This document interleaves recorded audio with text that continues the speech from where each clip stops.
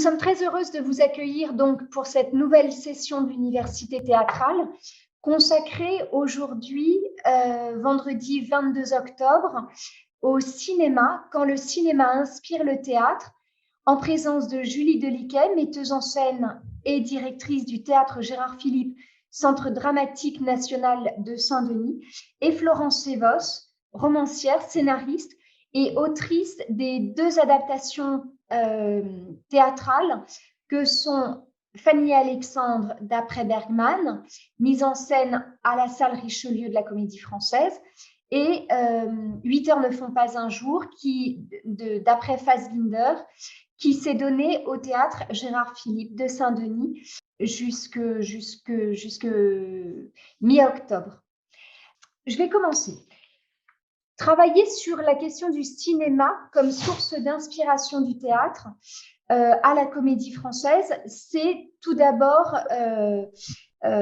porter un éclairage sur la Comédie Française, qui est un théâtre de répertoire. C'est-à-dire qu'au départ, statutairement, la Comédie Française est un théâtre qui joue principalement des pièces de théâtre inscrites dans un répertoire qui est validé par un comité de lecture dans lequel figurent 4 personnalités du monde des lettres et des arts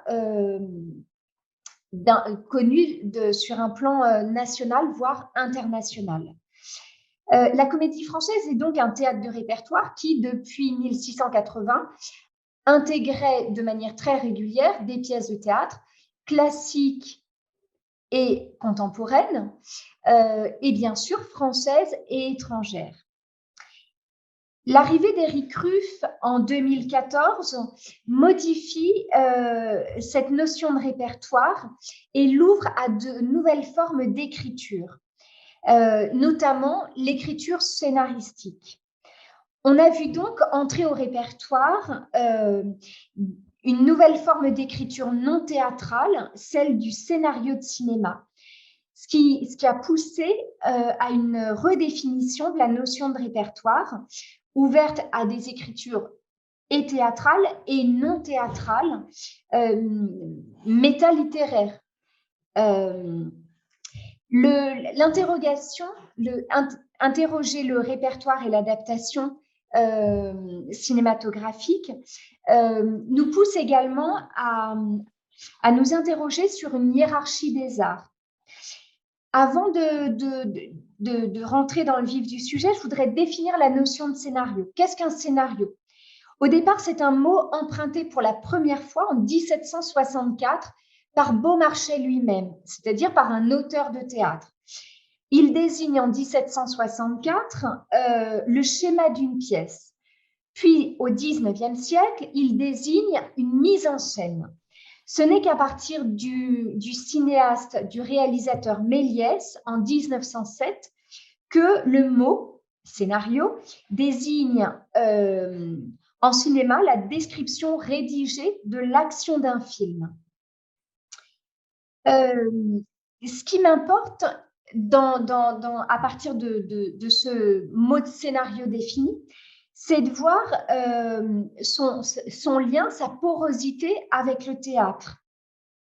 En somme, adapter un film pour le théâtre, pour la scène, est-ce rester fidèle au scénario cinématographique?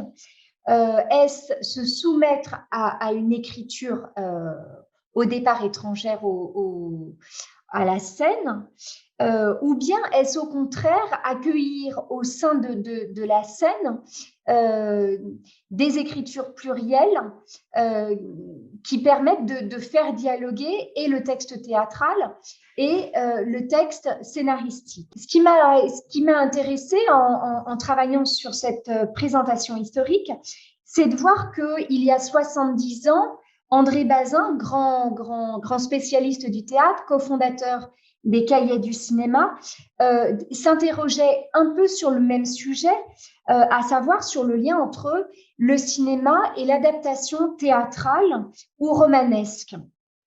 L'un de de ses sujets de prédilection étant Bresson et Bernanos. Et l'idée, c'était, y a-t-il une hiérarchie des écritures entre l'écriture cinématographique et l'écriture théâtrale? Et le cinéma n'est-il pas le genre par excellence de l'impureté, c'est-à-dire d'un genre qui accueillerait en son sein des écritures plurielles, des écritures venant et de la littérature et du théâtre, et voilà. Et partant de cette question d'un cinéma impur, ce qui m'intéresserait de voir, c'est cette question de la scène, d'un plateau impur, qui accueillerait donc en son sein même des écritures cinématographiques et théâtrales, des écritures plurielles, des écritures qui conduiraient à un dialogue entre les arts. Je commence, première image. Est-ce que l'une ou l'un d'entre vous accepterait de lire ce court extrait d'Ivo Vanov, 2016, Les damnés d'après le scénario de Visconti, ou le refus de l'adaptation? Alors, est-ce que… Oui, moi je veux bien si vous voulez. Merci beaucoup. C'est Pierrick qui prend la parole, c'est cela? C'est ça. Merci beaucoup. Allez-y, Pierrick. J'ai vu tous les films de Visconti quand j'avais autour de 20 ans, à commencer par Mort à Venise en 1976 ou 1977. Ce ne sont pas des films destinés à plaire au public, mais ils suscitent du désir et abordent des thèmes brûlants. Rocco et ses frères est le premier de ces scénarios que j'ai porté à la scène.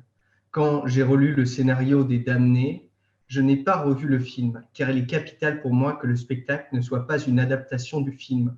Plusieurs sujets m'ont fortement intéressé. Merci beaucoup, Pierrick. Ivo Vanov, dossier de presse du spectacle, propos recueillis par Frédéric Morin, grand spécialiste d'Ivo Vanov, et Laurent Mulaisen. En quelques mots, le scénario des damnés est écrit par Visconti, Badalucco et Medioli. Simplement pour vous dire en quelques mots, on est en 1933, la riche famille von Essenbeck, propriétaire de grandes aciéries dans la Ruhr, se réunit pour l'anniversaire du patriarche, le baron Joachim, et on assiste immédiatement à un conflit entre Herbert Thalmann, neveu de Joachim, directeur adjoint des usines d'aciérie, opposé au nationalisme socialiste, et Constantin von Essenbeck, fils du baron et membre des SA. Et l'annonce de l'incendie du Reichstag à Berlin conduit Joachim à se déclarer favorable à un rapprochement de l'usine avec les nazis. Et c'est à ce moment-là que Sophie von Essenbeck et son amant Friedrich Bruckmann, tous deux proches des nazis, complotent pour prendre la main purement et simplement sur l'usine. Les damnés reçoivent en 1969, l'Oscar du meilleur scénario et réunit uniquement en France, c'est ça qui est absolument incroyable, 2,6 millions d'entrées de spectateurs. C'est-à-dire que 2,6 millions de Français voient le film en salle à sa sortie en 1969. Trois choses m'intéressent dans cette pièce qui signe donc le mandat d'Éric Ruff donc en 2016. Tout d'abord, dire que le cinéma et la vidéo sont intimement liés dans l'approche d'Ivo Vanov dans les damnés, puisqu'on a la présence au plateau d'un cadreur qui filme en direct certaines scènes ou certains détails, et la vidéo est directement projetée sur un grand écran en fond de scène, comme vous le voyez très bien dans la photographie. On a également une utilisation d'images d'archives qui sont projetées pendant la représentation, avec notamment l'incendie du Reichstag et l'auto-da-fé.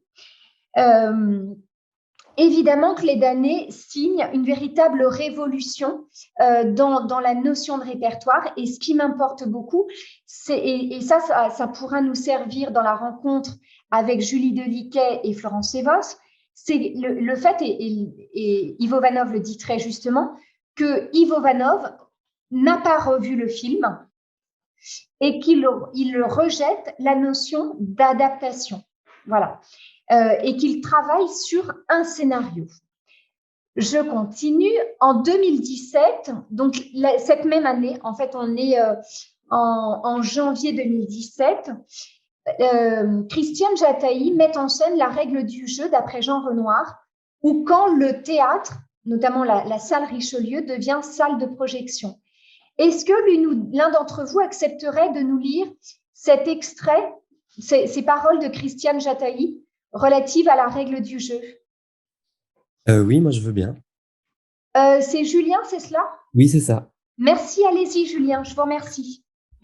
Pour écrire le scénario de La règle du jeu, Jean Renoir s'est inspiré des caprices de Marianne d'Alfred de Musset, mais aussi du jeu de l'amour et du hasard de Marivaux et du mariage de Figaro de Beaumarchais, dont il cite un extrait en ouverture du film. Autant de textes qui font partie du répertoire de la Comédie Française. Il m'importait donc de penser la question de la mémoire de cette maison, du contact du passé avec le présent, et ce, à tous les niveaux, dans tout ce qui fait son identité. Le répertoire, le bâtiment, les anciens décors et costumes, la troupe. La règle du jeu m'intéresse d'abord car ce film occupe une place très importante dans mon apprentissage et mon amour du cinéma. Ensuite, c'est un classique du cinéma et la réinterrogation des classiques est au cœur de mes recherches. Et enfin, ce choix rejoint un aspect majeur de mon travail, à savoir la relation entre théâtre et cinéma. J'ai fait toute une série de projets qui rapprochent ces deux arts en partant de la scène et qui, en quelque sorte, transforment le théâtre en cinéma. Proposer la règle du jeu à la Comédie Française, c'est partir du cinéma pour le transformer en théâtre sans pour autant qu'il cesse d'être cinéma, comme si les deux formes avaient fusionné dans la Comédie Française, qui sera le décor réel et fictionnel du film comme de la pièce. Je vous remercie beaucoup, Julien. 2017, c'est également un grand bouleversement des habitudes de la Comédie Française par l'arrivée donc de Christiane Jataï, qui choisit donc d'adapter au plateau La règle du jeu, film de 1939 de Jean Renoir. Je vous raconte en quelques mots l'histoire pour celles et ceux qui ne connaîtraient pas ce film. Le marquis de la Chênaie organise une partie de chasse sur son domaine de Sologne. Sont invités plein de gens qui arrivent donc au château, parmi lesquels donc André Jurieu, qui est le héros national depuis sa traversée de l'Atlantique en 23 heures. Et l'exploit est réalisé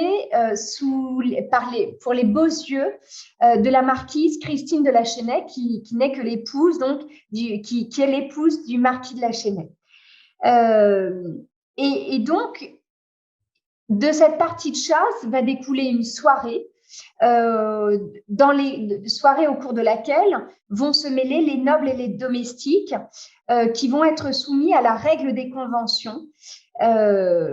Convention que va bouleverser donc ce Jurieu par l'amour qu'il éprouve pour la marquise.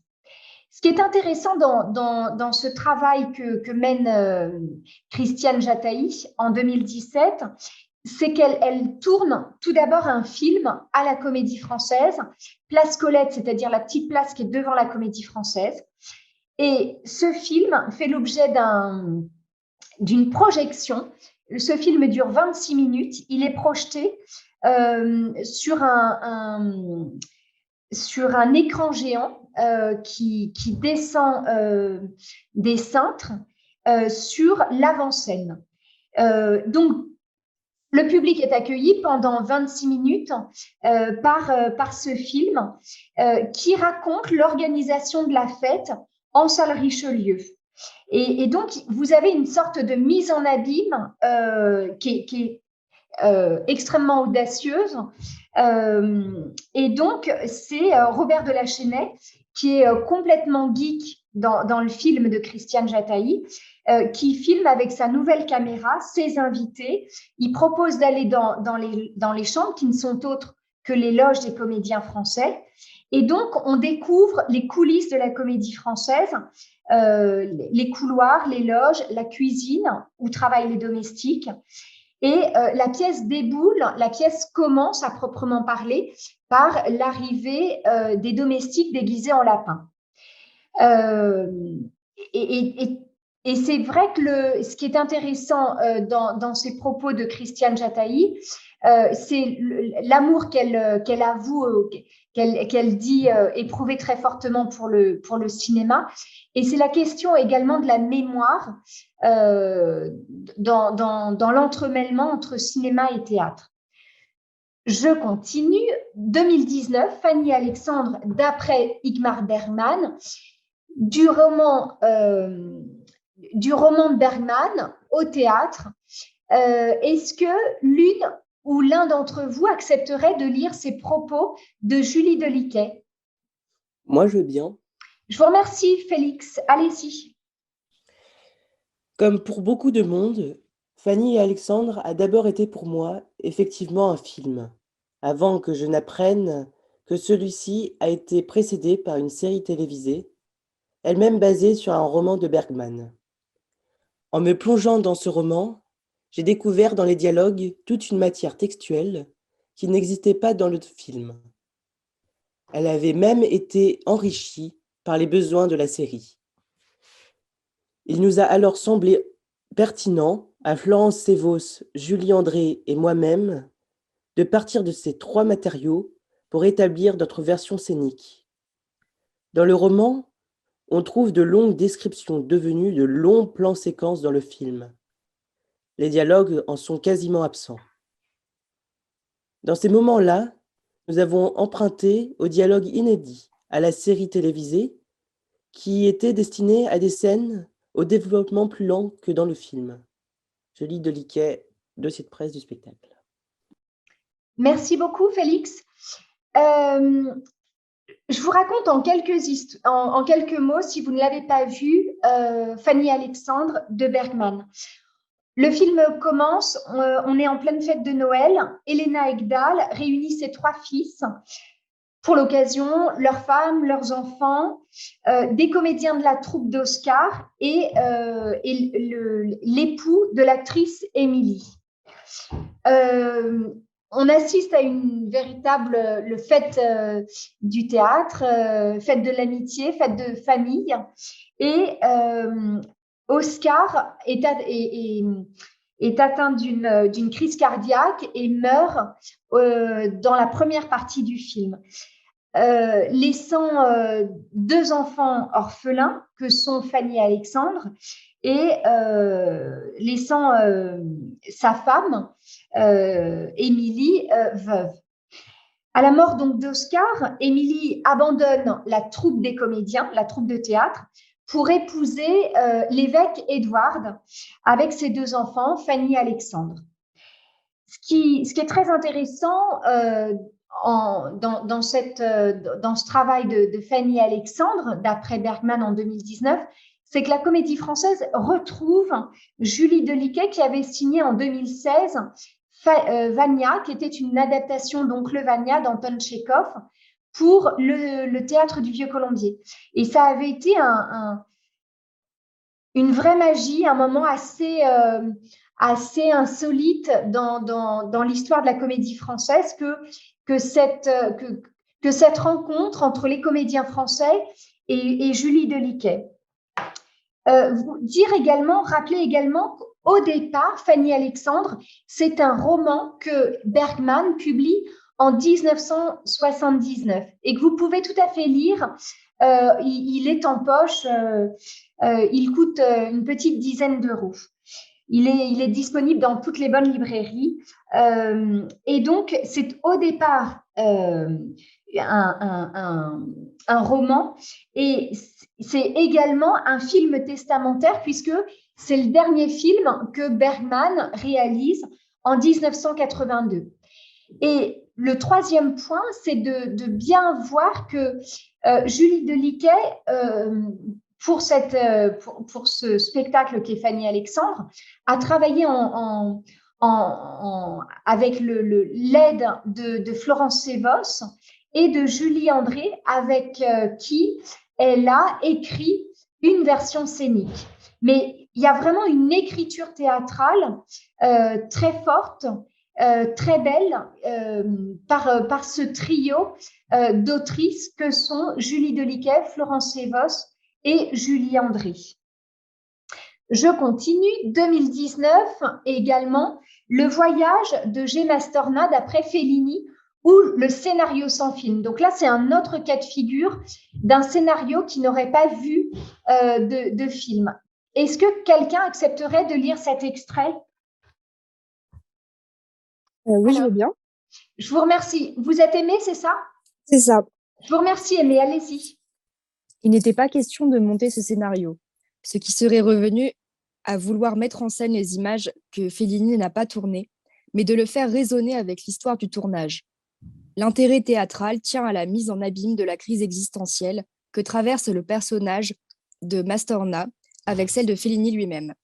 Ses répercussions sur l'acteur Marcello Mastroianni et sur l'ensemble de l'équipe engagée. C'est à partir de cette trame que nous traversons les grands thèmes qui circulent dans le scénario, la vie et la mort, la crise d'identité, ce qu'on laisse de soi. Il y aura donc 2 pans de narration, le réalisateur au travail, la vie au plateau et des incursions dans la fiction. Plus que le fait que Fellini n'a pas tourné ce film, notre adaptation tire le fil de ce que cela nous dit aujourd'hui. L'histoire du cinéma ne manque pas de scénarii non réalisés. Celui-ci reste certainement le plus personnel de Fellini. Et il est d'une remarquable écriture, d'où notre désir de le faire entendre. Marie Raymond, dossier de presse de spectacle 2019, propos recueillis par Chantal Hureau. Je vous remercie beaucoup, Aimée. Là aussi, je m'arrête une seconde sur l'histoire de ce scénario. Un violoncelliste meurt à la suite d'un accident. C'est Giuseppe Mastorna, qui est connu de partout dans le monde. Après un accident d'avion qui est censé n'avoir laissé aucun survivant, ce G. Mastorna se retrouve dans une ville mystérieuse et commence alors un troublant voyage dans l'au-delà. Donc, d'une certaine façon, c'est le destin post-mortem de cet artiste accidenté. Dire deux choses, je voudrais attirer votre attention sur 2 points. Tout d'abord, c'est un scénario et coécrit par Fellini, Dino Buzzati et Brunello Rondi dans les années 1965-1967. Simplement, Dino Buzzati, c'est quand même l'un des plus grands écrivains, romanciers, nouvellistes italiens du XXe siècle. Donc, s'il y a une écriture si remarquable, je reprends les mots de Marie Raymond, c'est sans doute parce que Federico Fellini s'est appuyé, a été accompagné par, notamment par Dino Buzzati. Dire également qu'en 1992, Fellini, après avoir eu un destin, après avoir connu une destinée très particulière de ce film, Le voyage de G. Mastorna, qui n'a jamais pu se tourner, qui l'a rendu malade, qui lui a fait faire des crises graves, eh bien, en 1992, Federico Fellini travaille avec un très grand dessinateur de bande dessinée qui s'appelle Milo Manara, et tous deux adaptent Le voyage de G. Mastorna en bande dessinée. Peu de temps d'ailleurs avant la mort de Fellini. Et d'une certaine façon, on peut dire que cette bande dessinée que vous pouvez trouver dans le commerce ou en bibliothèque, eh bien, c'est la seule forme de ce projet concrètement réalisé. Et vraiment, je vous encourage à découvrir cette bande dessinée. Je termine en 2020, Angels in America, d'après Tony Kushner, ou L'art de l'impur. Est-ce que l'une ou l'un d'entre vous pourrait lire ces mots d'Arnaud Desplechin? Bonjour. Oui, moi je veux bien, si vous voulez. Rosemary, je vous en prie, allez-y. Qu'est-ce qui, aujourd'hui, vient m'autoriser, devant vous, à venir diriger cette pièce monde? Cela tient en un mot, l'impureté. Parmi les phrases fétiches d'André Bazin, le théoricien du cinéma, créateur des cahiers du cinéma, il y a celle-ci qui m'a marqué à vie. Le cinéma est un art impur. Et c'est l'impureté de la poétique de Kushner dont je suis absolument fou. Ici, plus de différence entre le noble et le populaire, l'art le plus haut ou le plus trivial. Oui, les Angels sont au milieu un mélange détonnant, avec un œil sur Shakespeare, un autre sur les sagas de O'Neill, un troisième œil sur le boulevard, la cage aux folles et cité dès la scène 2. Un œil essentiel, le quatrième, reste rivé sur Brecht. Je vous ai déjà parlé de Corneille, j'ai évoqué les triangles amoureux de Marivaux.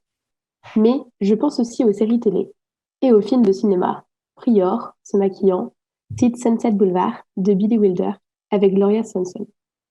C'est comme si la pièce venait faire concurrence au cinéma. Ah, le cinéma, c'est tout représenté. Eh bien, les planches le peuvent aussi. Merci beaucoup, Rosemary. Arnaud Desplechin, l'adresse aux comédiens qu'on trouve dans le dossier de presse du spectacle. En quelques mots, Angels in America, c'est quoi? On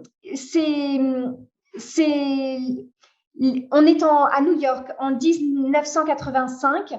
On a en toile de fond l'épidémie de sida et Prior, atteint du virus du sida, aime Louis qui s'apprête à le quitter. Et Roy Cohn, un avocat juif et homosexuel, vit dans le déni de la contamination du sida. C'est une pièce écrite en 1987-89 qui est une pièce en 2 volets. Le millénium approche et Perestroïka qui sont ces 2 volets.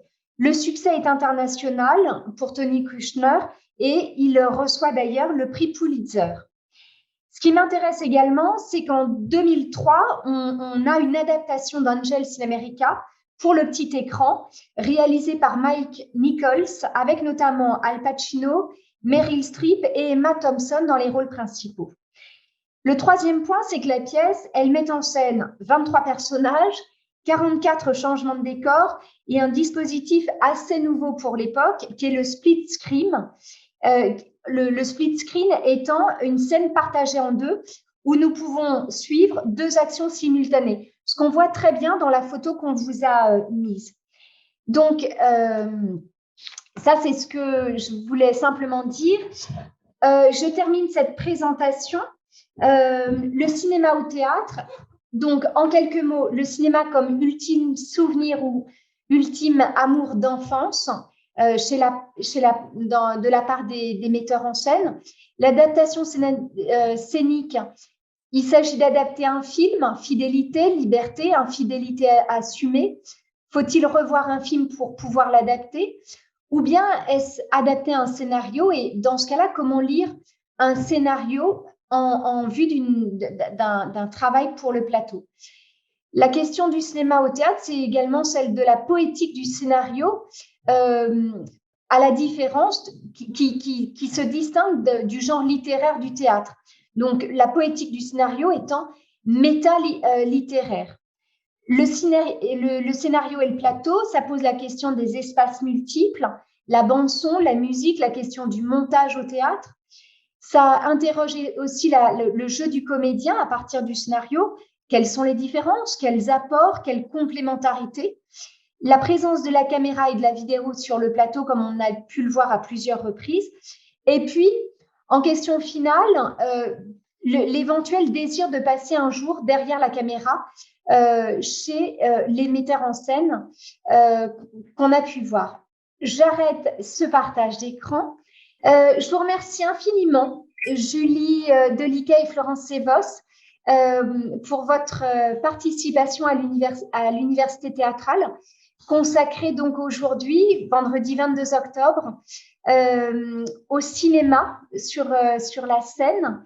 On s'est appuyé pour réaliser cette université théâtrale sur deux deux grands spectacles que sont 8 heures ne font pas un jour de Fassbinder que vous avez monté, Julie, au théâtre Gérard Philipe de Saint-Denis. Et puis, Fanny Alexandre, qui a commencé avant-hier, c'est-à-dire mercredi 20 octobre, qui a été repris par les comédiens français sur le plateau de la salle Richelieu. Pour vous présenter en deux mots, Julie, vous êtes metteuse en scène, scénographe de ces deux spectacles notamment que sont Fanny Alexandre et 8 heures ne font pas un jour. Et vous êtes également directrice, la nouvelle directrice du théâtre Gérard Philipe, le Centre dramatique national de Saint-Denis. Et vous, Florence Sévos, vous êtes romancière, vous êtes scénariste et puis autrice aux côtés de Julie André, de ces deux adaptations cinématographiques pour le plateau. La première question que j'aurais voulu vous poser à l'une et l'autre, qu'est-ce qui vous intéresse, Julie tout d'abord et Florence après, dans la matière textuelle même du scénario de cinéma? Je dirais l'oralité, moi. Après, j'aime tous les supports, hein. Je me pose même pas la question. À partir du moment où on travaille une œuvre, qu'elle soit de cinéma, qu'elle soit improvisée, qu'elle soit de théâtre, c'est un matériau dont on doit s'emparer après via l'adaptation et via le travail avec les acteurs. Mais ce qui me plaît en tout cas dans ces scénarios-là et le choix des scénarios et le lien aussi avec des artistes qui connaissaient le théâtre, qui faisaient du théâtre, que ce soit Bergman ou Fassbinder, faisait que aussi je me reconnaissais dans le partage et l'amour de ces deux arts.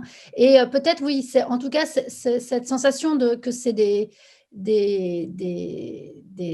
mots qui appellent à l'oralité immédiate et que presque repasser, nous, sur un travail sur le papier pour voir comment le théâtre allait s'en emparer et puis après le redonner à l'acteur, c'est ce maillage, le côté un peu chaîne, passation, je crois, qui me plaît dans le fait de porter des œuvres un peu de façon inédite au théâtre, qui n'ont pas été pensées pour lui. Merci beaucoup, Julie. Florence? Moi,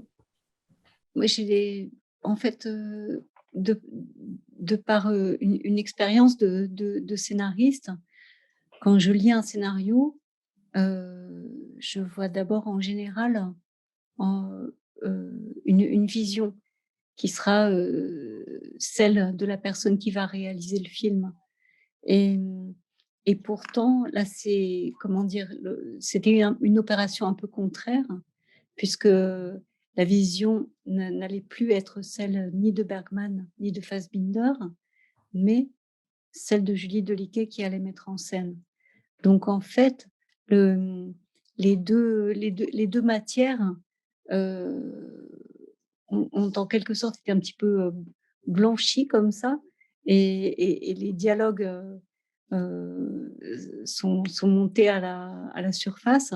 Mais ce qui restait, je pense, de la vision et de Bergman et de Fassbinder, comment dire, infusait de toute façon l'adaptation.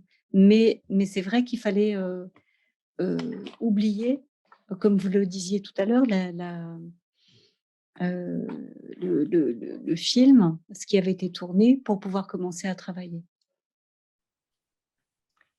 Merci beaucoup. Je donne la parole à Claire. Bonjour, donc merci beaucoup de répondre à nos questions. Pour me présenter rapidement, donc je suis en études d'humanité, donc tout ce qui est art, lettres, langues et culture à l'Université d'Avignon. Et donc ma question portait donc sur le travail d'adaptation. Quelles sont les différentes étapes en fait du travail d'adaptation, par où commencer et comment on en arrive finalement à la représentation sur scène.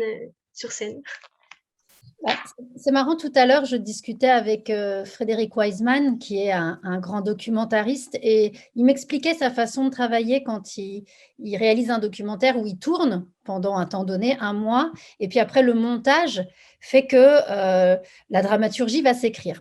J'ai la sensation que nous, c'est comme si on récoltait un tournage dans un film. On a une matière qu'on va décomposer et recomposée pour en faire une matière théâtrale. Donc, j'ai la sensation que c'est une autre, un peu comme une partie de montage, seulement nous, ce montage-là, on va le livrer à la scène. Donc, en plus, il va y avoir un autre travail après avec les acteurs, c'est-à-dire cette adaptation, on va la mettre aussi à l'épreuve du plateau pour qu'elle puisse perdurer et devenir aussi une œuvre qui va bouger avec les répétitions et aussi avec les représentations. Pour ça, on essaye avec Julie et Florence d'établir une sorte de rebâti d'un nouveau plan séquence qui ne va pas commencer pareil, qui ne va pas finir pareil, mais qui va servir la même œuvre. Alors peut-être on s'autorise avec Julie et Florence, des fois en adaptation, même à rêver ailleurs, à s'imposer face à une œuvre qu'on sait, comme le disait Florence, elle remonte à la surface de toute façon. On sait que ce point d'origine va revenir, mais on fait presque un effort d'oublier qu'elle a été faite pour quelqu'un d'autre ou par quelqu'un d'autre, pour qu'elle devienne la nôtre et pour qu'après, en plus, il y ait une autre dépossession qui soit celle des acteurs, qui est très important dans mon processus de travail. Donc, c'est nous faire croire, à un moment donné, qu'elle est devenue nôtre, pour qu'elle devienne la leur. Et pour ça, c'est comment comment dire, je ne vais jamais être dans une reproduction de l'œuvre initiale telle que son créateur l'a pensée. Je ne vais jamais rivaliser avec cette œuvre-là, j'ai trop de respect pour elle-même, ce serait trop inhibant. Donc, je vais lui trouver un trajet singulier qui fait que déjà, je ne vais jamais reproduire la mise en scène telle qu'elle a été faite. Je ne vais pas convoquer le même lieu, je ne vais pas convoquer la présence des mêmes personnages, je vais dézoomer souvent parce que le film zoome. Donc, moi, j'ouvre le champ et en ouvrant le champ, je crée un hors-champ qui n'existe pas dans le film, dans lequel, moi, j'invente. Et du coup, souvent, se nichent des situations un peu extraordinaires, exceptionnelles, qui n'existaient pas, qui vont abriter de façon originale l'œuvre de base. Donc, c'est comme une relecture. Mais finalement, quand on monte Phèdre de Chéreau et Phèdre de Racine et qu'on a vu, par exemple, la version de Chéreau, ça n'empêche pas, alors qu'elle a marqué tout le monde, les metteurs en scène qui vont suivre de la remonter. C'est l'histoire même du théâtre de nous faire croire à un moment donné que pourquoi remonter une pièce qui a été montée des centaines de fois. Et pourtant, cette chose-là, au théâtre, elle est possible. C'est le trajet jusqu'à l'œuvre. Comment se faire croire qu'à un moment donné, c'est cousu sur mesure. Alors ça, c'est un travail qui est passionnant avec les acteurs en répétition, mais qui n'est possible que si avant, avec Florence et Julie, on est rentré dans la matière. On s'est presque substitué à sûrement le travail qu'a fait le scénariste ou le réalisateur avant, quand il a été créateur de ce moment-là. On essaye aussi de retrouver ce terreau fertile pour pouvoir après la servir au mieux, mais pas la servir de manière polie, la redécouvrir. Florence? Oui, je pensais aussi, Julie, dis-moi si je dis une bêtise, mais il me semble qu'il y avait une étape importante au début du processus d'adaptation et qui fait vraiment partie de ta façon de travailler, c'est-à-dire qu'il y a une pensée déjà de la scénographie qui va donner une direction en fait à l'adaptation, même si la scénographie n'est pas encore, voilà, elle est en germe et c'est indissociable de ce qui va se passer ensuite et ça donne vraiment une direction. Alors je donne un exemple dans Fanny Alexandre. C'était l'idée à la fois que la troupe de la fusion entre la famille Egdal, cette famille de théâtre, et la troupe de la Comédie Française. Et du coup, Noël ne se passait pas dans un appartement, dans l'appartement de la grand-mère, mais dans le théâtre. Et en fait, de cette idée très, très forte sont nées énormément d'autres idées. Ça a vraiment donné une direction et aussi ça a permis d'approfondir l'adaptation dans des chemins qu'on n'aurait pas soupçonnés au départ. Et par exemple, ça a assez vite décidé du fait qu'il y aurait 3 discours, 3 adresses publiques dans Fanny et Alexandre, dans cette version scénique, c'est-à-dire le premier discours qui est le discours que fait Oscar aux personnes du théâtre qui travaillent avec lui, est devenu un discours, en fait, voilà, aux spectateurs. Et ensuite, c'est le personnage joué par Elsa Le Poivre qui prend le relais au début de l'acte suivant, et le spectacle se termine par le discours de Gustave Adolphe qui est joué par Hervé Pierre. Et dans l'adaptation de Fassbinder, je me souviens que Julie rêvait d'un lieu unique qui serait une forme de hors-champ, c'est-à-dire l'endroit où ce ne sont pas exactement les choses qui se passent. Par exemple, ce n'est pas la salle des machines de l'usine, ce n'est pas un bureau de directeur, mais c'est l'endroit où les gens se rencontrent, se parlent et ont des idées. Et ce lieu qu'on avait appelé à un moment la marmite de l'avenir, c'était le lieu de c'était à la fois le point de départ de la scénographie, et ça a aussi beaucoup, ça a vraiment donné, en fait, je reviens au terme de vision, parce que je crois qu'il s'agisse de cinéma ou de théâtre, c'est la vision du metteur en scène quand même qui donne la note, plus que ça. Merci beaucoup. Bonjour. Bonjour. Je m'appelle Audrey, je suis étudiante en Master 1 Marketing et Stratégie à l'Université Paris-Dauphine, et je souhaiterais savoir pourquoi est-ce que vous êtes particulièrement attachée à la construction d'une mise en scène via l'improvisation, comme vous l'avez fait sur Vania ou encore sur Fanny et Alexandre. Je crois que c'est cette notion de spectacle vivant, c'est-à-dire à partir du moment où on va convoquer le direct face à des gens, contrairement au cinéma pour le coup, où le film, il a toujours des mois de différence quand il passe dans la salle entre son montage, son tournage, et du coup, c'est une œuvre quand même qui est déjà passée quand le spectateur y assiste.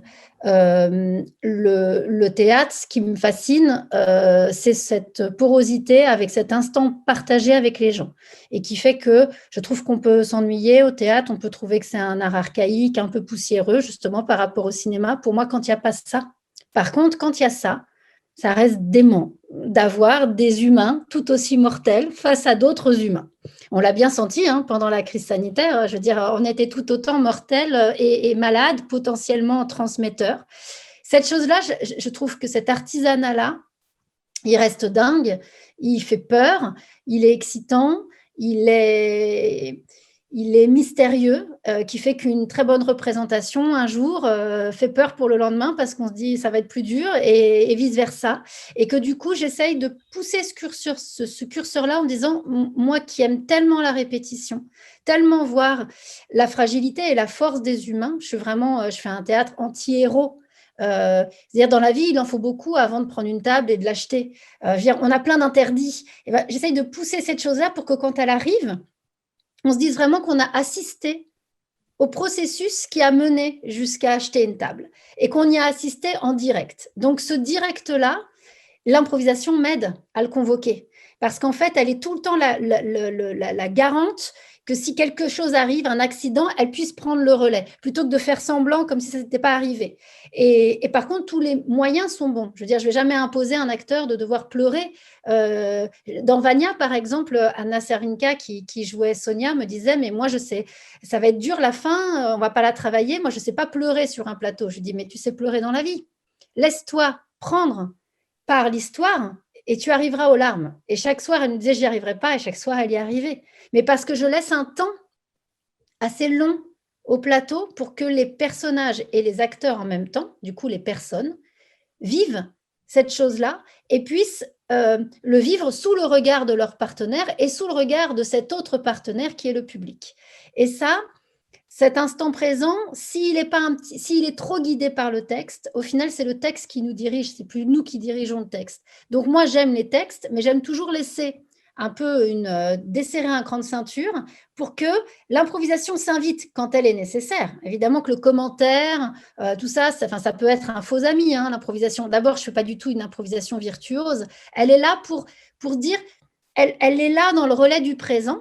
Si ce présent-là, il a besoin d'être invoqué, il a besoin d'être en réaction. Voilà. Moi, je crois beaucoup qu'on est en action via l'œuvre, mais on est en réaction via ce moment qu'on traverse qui reste quand même unique et du coup un peu insaisissable, qui est ce temps de la représentation où on va jouer devant d'autres personnes. Et que je me dis que ce plaisir-là aussi de se dire, on a eu des grands moments d'improvisation qui ont été liés à un accident.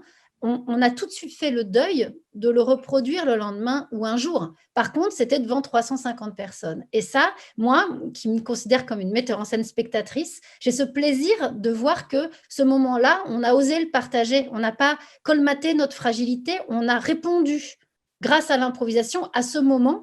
Et du coup, j'ai la sensation qu'on l'a partagé pleinement, sans que le public sache que ce n'était pas du tout prévu. Et du coup, comment est-ce que vous avez travaillé la reprise 3 ans après pour Fanny et Alexandre? Bonne question. Moi, d'habitude, je ne travaille pas mes reprises. J'ai un principe, c'est qu'à partir du moment où le spectacle a une première date, c'est ce que j'appelle le temps zéro, c'est qu'on a un nouveau partenaire qui est le public. Ce n'est pas un partenaire premier, c'est un partenaire de plus, avec lequel on ne va cesser de jouer. Donc, chaque tentative nouvelle, parce que moi, mes spectacles, ils s'arrêtent, ils ne sont pas forcément prêts à la première et je n'arrête pas le travail. Donc, je continue des tentatives. Mais tout va être tenté devant les gens. Je ne repasse plus en répétition. Là, ça faisait 2 ans et demi quand même qu'il était créé.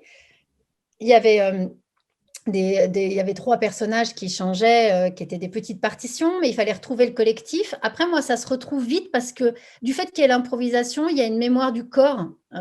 Vraiment, ils sont très actifs, ils sont très acteurs au sens actif du terme. Donc, c'est revenu vite. Ce qu'il fallait trouver, c'est comment, en retravaillant dans cette confiance-là, on allait pouvoir avoir l'insolence, non pas de retrouver ce qu'on faisait dans le passé, mais de réactualiser la forme au présent. Mais ça se fait assez rapidement. Et très vite, on a vu qu'on n'était pas confronté à des difficultés. Ce que m'a permis la reprise, c'est de pouvoir mettre des mots, peut-être, sur ce qu'on avait raconté avec cette version scénique. Parce que quand on l'a créée, on était dans la suite des répétitions. Donc, on n'avait jamais pris le temps de mettre ces mots-là, en tout cas sur la forme finale. Là, le fait de la reconvoquer et qu'ils vont la jouer longtemps, et que moi, d'habitude, j'assiste à toutes les représentations. Et là, avec mon activité de directrice et puis mes autres activités artistiques, je ne vais pas pouvoir le faire. Je vais pouvoir y aller toutes les semaines. Donc, c'était aussi leur dire comment vous allez pouvoir autogérer cette forme collective, anarchique, démocratique, et pouvoir mettre des mots sur cette reprise pour qu'ils puissent eux-mêmes être les garants de cette forme-là. Et cet œil de spectatrice que j'apporte en regardant le spectacle, qui puisse la tenir les uns avec les autres. C'est ce qui s'est passé. Et ce soir, j'y suis pas. Ils ont eu des notes. Et je sais que cette reprise a permis de me dire, ce spectacle, c'est pas le mien, c'est vraiment le nôtre. D'accord, merci beaucoup. Je rebondis sur la question que Audrey posait par rapport à l'improvisation et à l'écriture pour Florence Sévos. Comment, au moment de l'écriture au moment de l'écriture scénique, vous intégrez l'improvisation dont Julie a parlé. C'est-à-dire, est-ce qu'on est comme au XVIIIe siècle sur des canevas qu'on appelait des lazzi? Est-ce que c'est des moments particuliers au niveau de l'écriture que sont les passages improvisés, Florence? Les improvisations, elles naissent vraiment au moment des répétitions, mais à l'étape de l'adaptation, il y a une sorte de... l'espace, il y a de l'air entre les éléments, parce qu'on déconstruit, on reconstruit, ou tout à coup on propose que pour telle scène, les dialogues fassent partie en fait d'une autre scène, ou comme Julie l'expliquait tout à l'heure, on invente une scène qui va abriter d'autres scènes ou des fragments de scènes. Et cette scène, elle n'existe pas dans la version du scénario ou la version cinématographique, mais voilà, elle est créée pour la scène. Et alors, du coup, il y a plein de choses qui bougent ou en tout cas qui deviennent possibles, qui peuvent s'agencer voilà, différemment. On peut créer des ellipses ou au contraire rapprocher des éléments. Et c'est comme déjà un travail voilà, de flexibilité et de liberté. Mais ensuite, la véritable improvisation, je crois, elle arrive au moment de la répétition. Alors, je voulais vous remercier déjà de répondre à nos questions. Personnellement, je suis étudiante à la Sorbonne Nouvelle en études théâtrales, donc en L2. Et je travaille sur 8 heures, ne font pas un jour, avec certains de mes collègues qui sont là aujourd'hui. Et donc, on étudie cette pièce sur la thématique des classes dominées, en fait, et de la représentation des classes dominées. C'est pourquoi je voulais vous questionner à propos de la représentation de la classe ouvrière dans cette pièce. Qu'est-ce que vous avez récupéré du matériau de Fassbinder? Qu'est-ce qu'il a dû être nécessaire de modifier pour arriver à ce résultat final? Sur le thème de la classe ouvrière, on a pris tout de Fassbinder parce qu'on a choisi, de toute façon, cette histoire n'aurait pas pu se passer aujourd'hui. Elle est très contextualisée sur une RFA en 72. C'est une œuvre de construction européenne, de reconstruction après la Seconde Guerre mondiale. Donc tout ça, on aurait trop tordu l'œuvre si on l'avait menée à nous. Après, moi, je suis sur un territoire, Saint-Denis, avec un passé ouvrier très fort, avec toute une Europe qui venait travailler dans la ceinture rouge dans le 93. Donc ce travail de recherche, de lien avec les habitants qui sont retraités aujourd'hui, mais qui sont très actifs dans le lieu associatif, d'aller chercher dans ce fonds d'archives départementales ces photos incroyables qu'on possède sur ce passé ouvrier, sur tout ce qu'il a engendré, sur les affiches du Parti communiste. Ça a été une manière un peu d'émancipation par rapport à l'œuvre initiale, de se dire, moi je serais incapable de parler directement du monde d'aujourd'hui via un spectacle. Moi, en tant que créatrice, en tant que spectatrice, j'ai du plaisir à assister à ces œuvres-là, mais pour moi, ce serait trop inhibant. Par contre, j'aime toujours quand, de manière dérobée, une fiction, évidemment, met en relief le réel. Donc, cette œuvre-là, elle est en plus, c'est une fable, c'est le travail, même sur le milieu ouvrier, il a pensé en changeant de média, il s'est dit, je vais m'adresser aussi, en travaillant pour la première fois à la télévision, je vais m'adresser à un public qui ne va peut-être pas voir mes pièces de théâtre, qui ne va peut-être pas voir mes films. Il a 27 ans à l'époque, Fassbinder. Et il se dit, par contre, je vais m'adresser directement au peuple. Et du coup, quand il a répondu à la commande de la série familiale, qui d'habitude se passait dans des milieux aisés, il s'est dit, je vais la mettre en milieu ouvrier, parce que la moitié des actifs en RFA est ouvrier. Donc, les gens, derrière leur poste, les familles entières, des enfants aux grands-parents, seront là. Et peut-être que ça va leur donner l'élan, l'envie de tenter aussi des choses et d'écrire eux-mêmes leur destinée et une nouvelle société moderne. Bon, à l'aune d'aujourd'hui, on sait que tout ça, voilà, c'est pas passé comme ça, ou en tout cas, ce qu'il a voulu mettre en relief, lui, c'est la tentative. C'est pas tant le résultat, et c'est cette solidarité et cette idée qu'ensemble, on peut faire des grandes choses. Donc, cette chose-là, je la trouve, nous qui sortons d'une crise, je la trouve moi, elle m'a fait du bien avec Florence et Julie. On s'est régalé pendant les 6 mois de confinement à travailler là-dessus. Ce n'était pas prémédité de ma part, je l'avais choisi avant la crise du coronavirus. Et puis, quand on a une terre comme Saint-Denis qui a particulièrement souffert pendant la crise sanitaire, mais qui a aussi déployé des moyens de résistance hallucinants, qui ne sont pas suffisamment reliés dans les médias, parce que franchement, il y avait des héros du quotidien partout, du faire ensemble, des cantines solidaires, des lieux d'entraide, une réinvention et un territoire hyper actif qui vraiment était exemplaire. Et ça aussi, c'est évidemment que ces gens-là qu'on a aimés en adaptation qu'on a aimé défendre sur le plateau, ces personnages-là, on a cessé, je n'ai cessé de dire aux acteurs, on est aujourd'hui à Saint-Denis en 2021 et je suis une femme. Donc, alors que l'œuvre, c'est un homme, c'est en 72 et c'est en RFA. Mais c'était pas tant pour qu'on me voit moi femme ou qu'on voit Saint-Denis ou qu'on voit 2021 que pour se dire évidemment que ça n'est que ce trajet-là.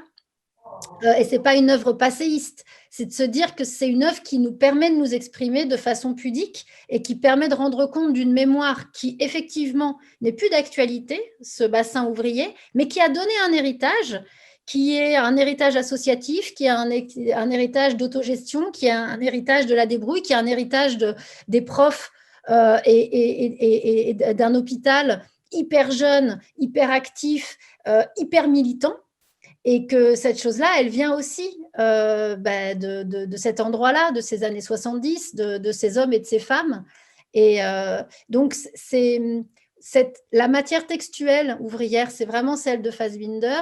La façon dont on s'en est emparé, ça a été aussi penser les travailleurs. Alors aussi, nous, on a été taxés de non essentiel. Le fait de retourner à nos métiers via cette œuvre, on est vraiment retourné comme des bâtisseurs, les uns dépendants des autres, et comme des travailleurs. Donc, je les ai fait, les acteurs et les actrices, je leur ai fait tourner des films sur tous les corps de métier qu'il y avait dans le théâtre. Un théâtre, ce n'est pas que des acteurs, c'est des gens qui y travaillent à plein d'endroits. C'est un maillage de solidarité aussi pour qu'une fiction ait lieu le soir. Je leur ai fait beaucoup travailler là-dessus pour qu'ils deviennent eux-mêmes les ouvriers de la fiction, mais en pensant que c'était l'idée du travail. Et finalement, un théâtre, c'est une usine à fabrication à imaginaire.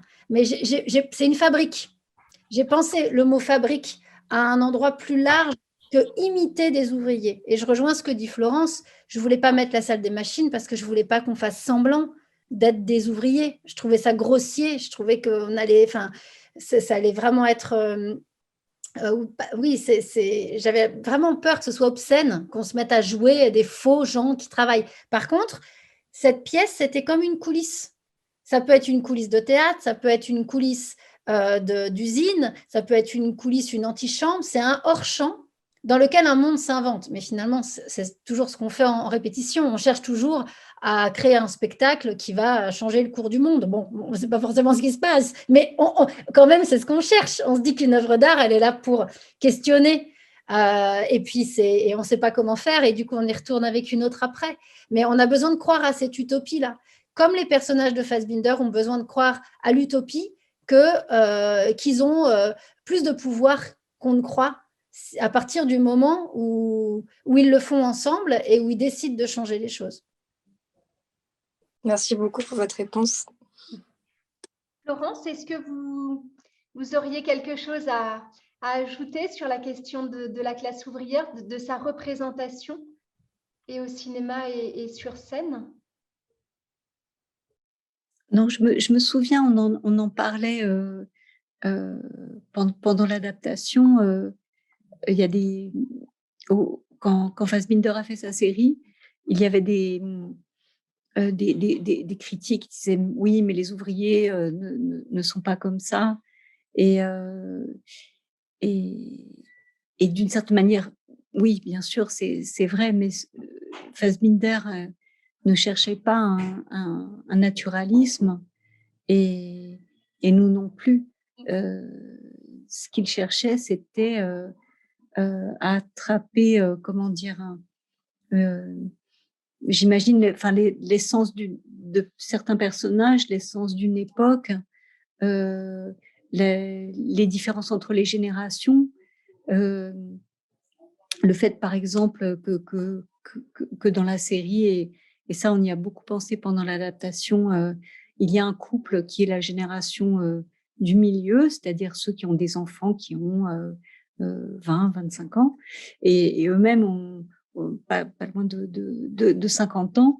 Et en Allemagne, particulièrement à l'époque, c'était la génération des gens qui avaient peur de tout et qui s'accrochaient à un petit confort qu'ils avaient rudement gagné.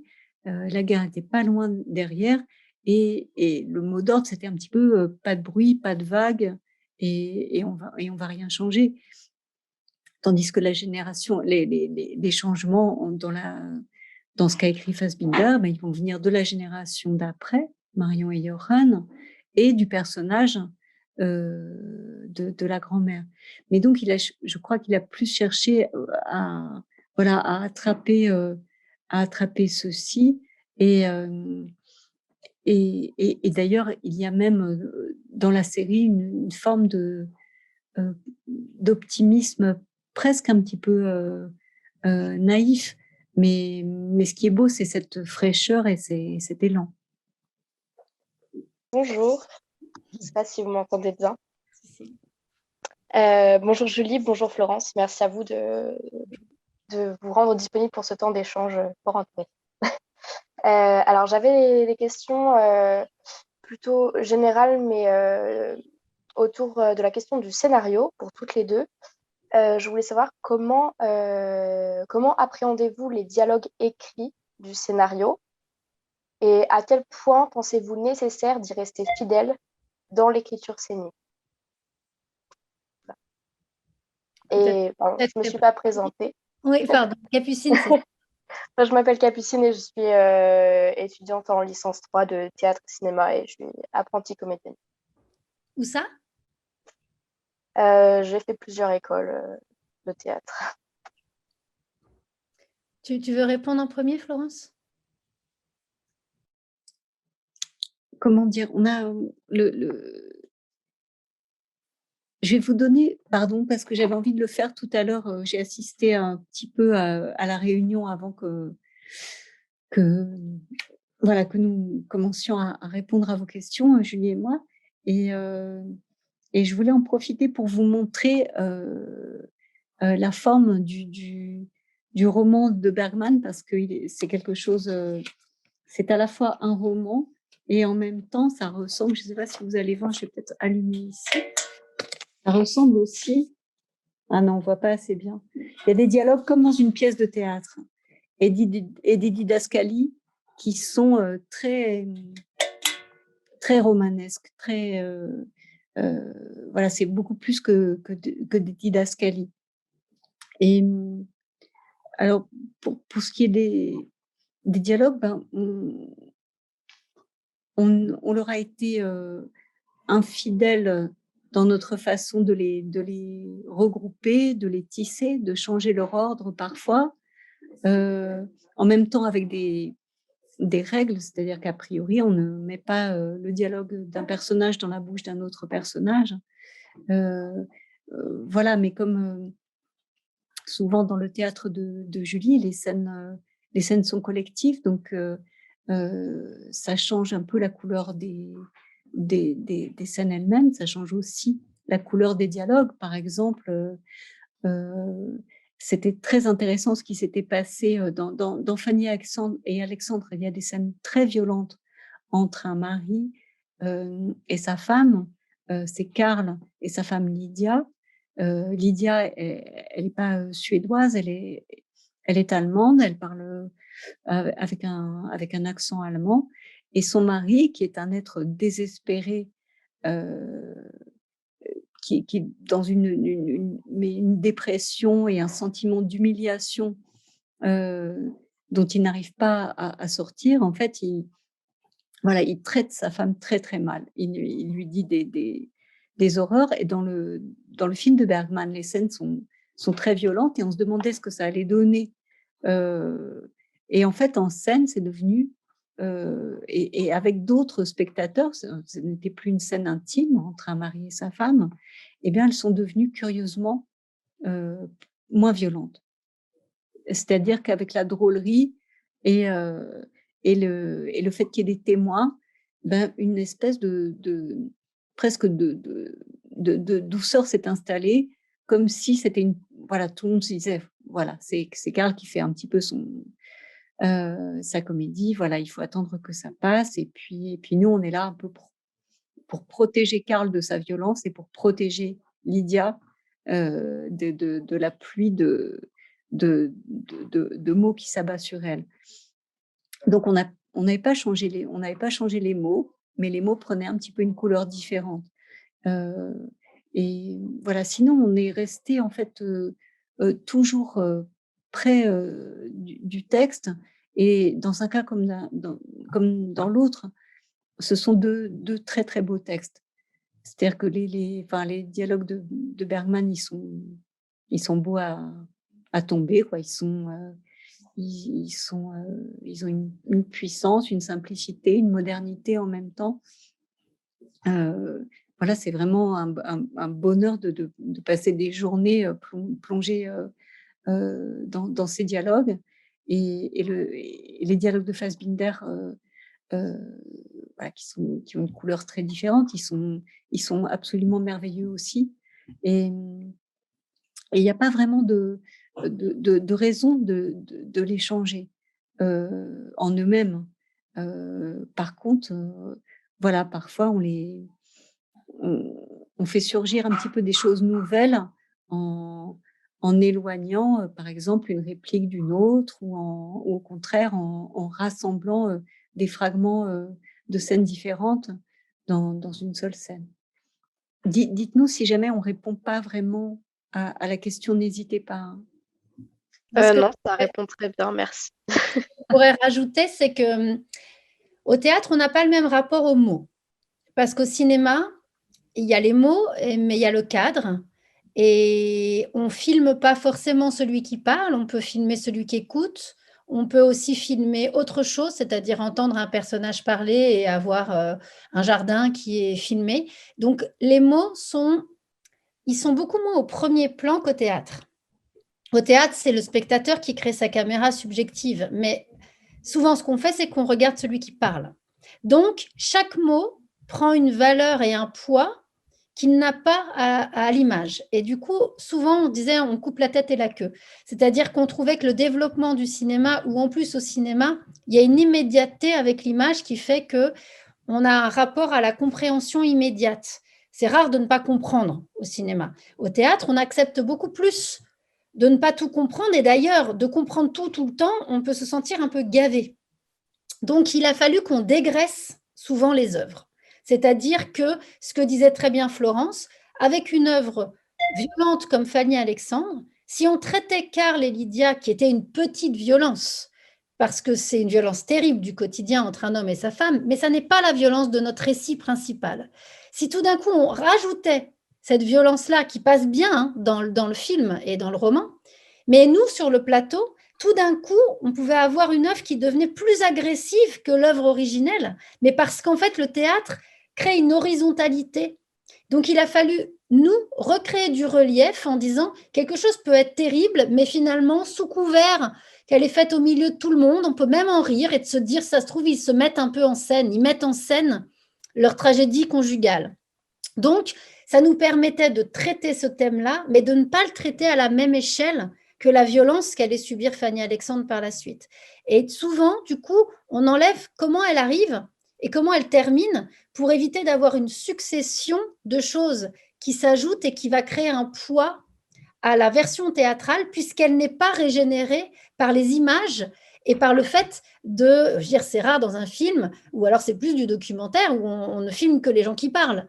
Mais souvent, il y a un relief de la mise en scène. Et puisque moi, en tant que metteur en scène de théâtre, je me refuse à ce que ce soit la mise en scène qui prenne le pas sur les acteurs, c'est-à-dire je ne vais pas rajouter de la musique, des images, je suis obligée presque de radicaliser la parole pour trouver l'essentiel et lui trouver un hors-les-mots qui va s'inventer grâce à l'improvisation ou grâce à cette situation qu'on va créer qui n'était pas dans l'œuvre originelle, qui là va créer peut-être des fois des ajouts de texte comme des bonnes nuits parce qu'on a décidé que c'était avant d'aller se coucher, comme des bonjours, des au revoir. En fait, on va rajouter des dialogues qui ne sont pas des dialogues importants, qui sont des dialogues situationnels pour mettre en valeur notre abri original qu'on a créé. Et voilà, et dégraisser un peu cette parole pour éviter soit un didactisme ou soit donner voilà, un peu un poids, alors que dans les œuvres originales, ça passe très bien. Mais nous, au théâtre, très vite, oui, très vite, tout est un peu monumental. Donc, il fallait retrouver la légèreté que dans le cinéma, en plus, on n'a pas. C'est rare que la parole soit monumentale au cinéma, très rare. Puis, on parle moins. On a la sensation que c'est moins verbeux, le cinéma, que le théâtre, alors que quand on faisait le constat avec Florence de la matière de Bergman et la matière de Fassbinder, mais c'était dingue, on était gavé de mots sur le papier. Et donc, il fallait qu'on trouve comment au théâtre, ces mots-là n'allaient pas tout d'un coup paraître même beaucoup plus durs et du coup un peu distortés que ceux qu'ils étaient initialement. Et aussi,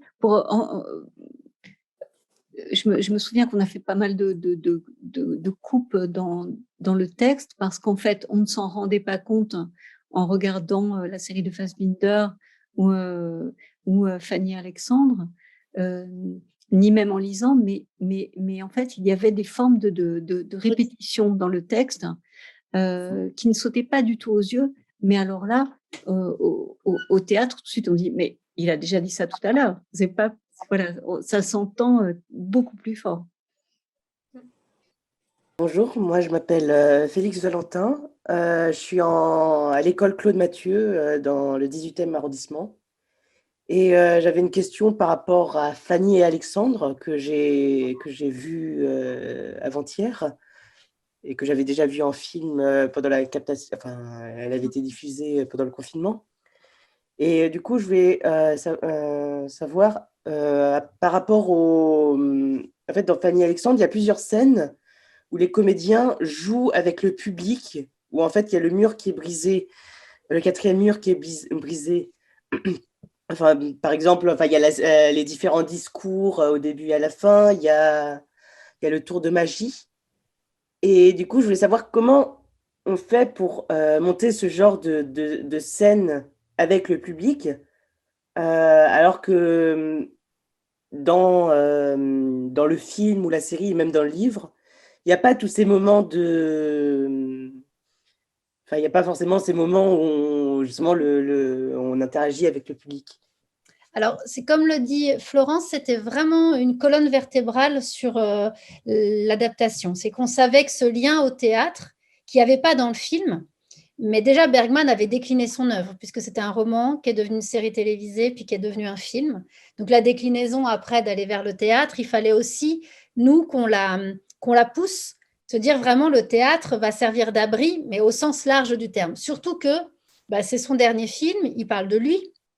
Il parle aussi de lui à travers Alexandre en tant que créateur.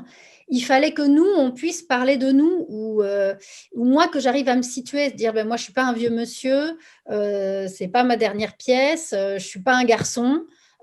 Comment je vais avoir la sensation que finalement, c'est les spectateurs peut-être qui seront Alexandre et qui seront sous la table et qui vont voir à travers un rideau transparent ce qu'on ne devrait pas voir. Et ce rapport au public, il était de dire, vous serez les premiers fantômes de cette histoire, puisque de toute façon, l'objet même de Fanny Alexandre, c'est que c'est l'imaginaire qui va délivrer de l'horreur. Et donc, il fallait qu'on ait cette confrontation avec ce moment de la représentation et l'idée même du public, et puis l'idée même du théâtre, et de se dire, on va vous faire croire que c'est une fin de spectacle, puis après on va vous dire, en fait, j'ai plus envie de théâtre, on va le quitter. En le quittant, on le convoque, puisqu'on fait arriver un décor, alors que jusque-là, on n'avait pas fait. Donc c'est comme si en disant, en partant du théâtre, on le fait arriver. Et plutôt que de faire disparaître les enfants dans une malle, on se dit, à un moment donné, il suffit juste de dénoncer notre propre processus de théâtre que vous avez vu 10 minutes avant, qui est notre mur. Il suffit de dire on lève le mur, et puis finalement, c'est le théâtre qui va délivrer de cette histoire. C'était une mise en abîme de notre propre artifice, de nos propres moyens de fabrique et de création, jusqu'à la fin, avoir un acteur qui dit je ne suis pas acteur, parce que finalement, la fiction l'a emporté sur lui en disant je suis restaurateur et je vais vous parler. Et c'était vraiment le côté bergmanien de l'œuvre qu'on a voulu nous réinjecter avec l'idée du théâtre. Donc, il fallait qu'on le pousse. Après, cette chose-là, tu as raison, elle ne se répète pas. C'est-à-dire que nous, on n'a jamais fait… La première fois qu'ils ont tenté ces choses-là, c'était devant le public. Le discours d'Oscar au début, il le faisait toujours avec ses acteurs, en répétition, il ne le faisait jamais à moi devant personne.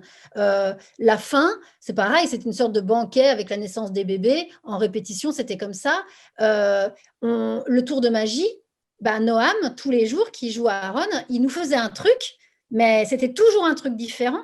Et cette chose-là d'avoir dit à quelqu'un dans la salle, il l'a tenté pour la première fois en impro à la première.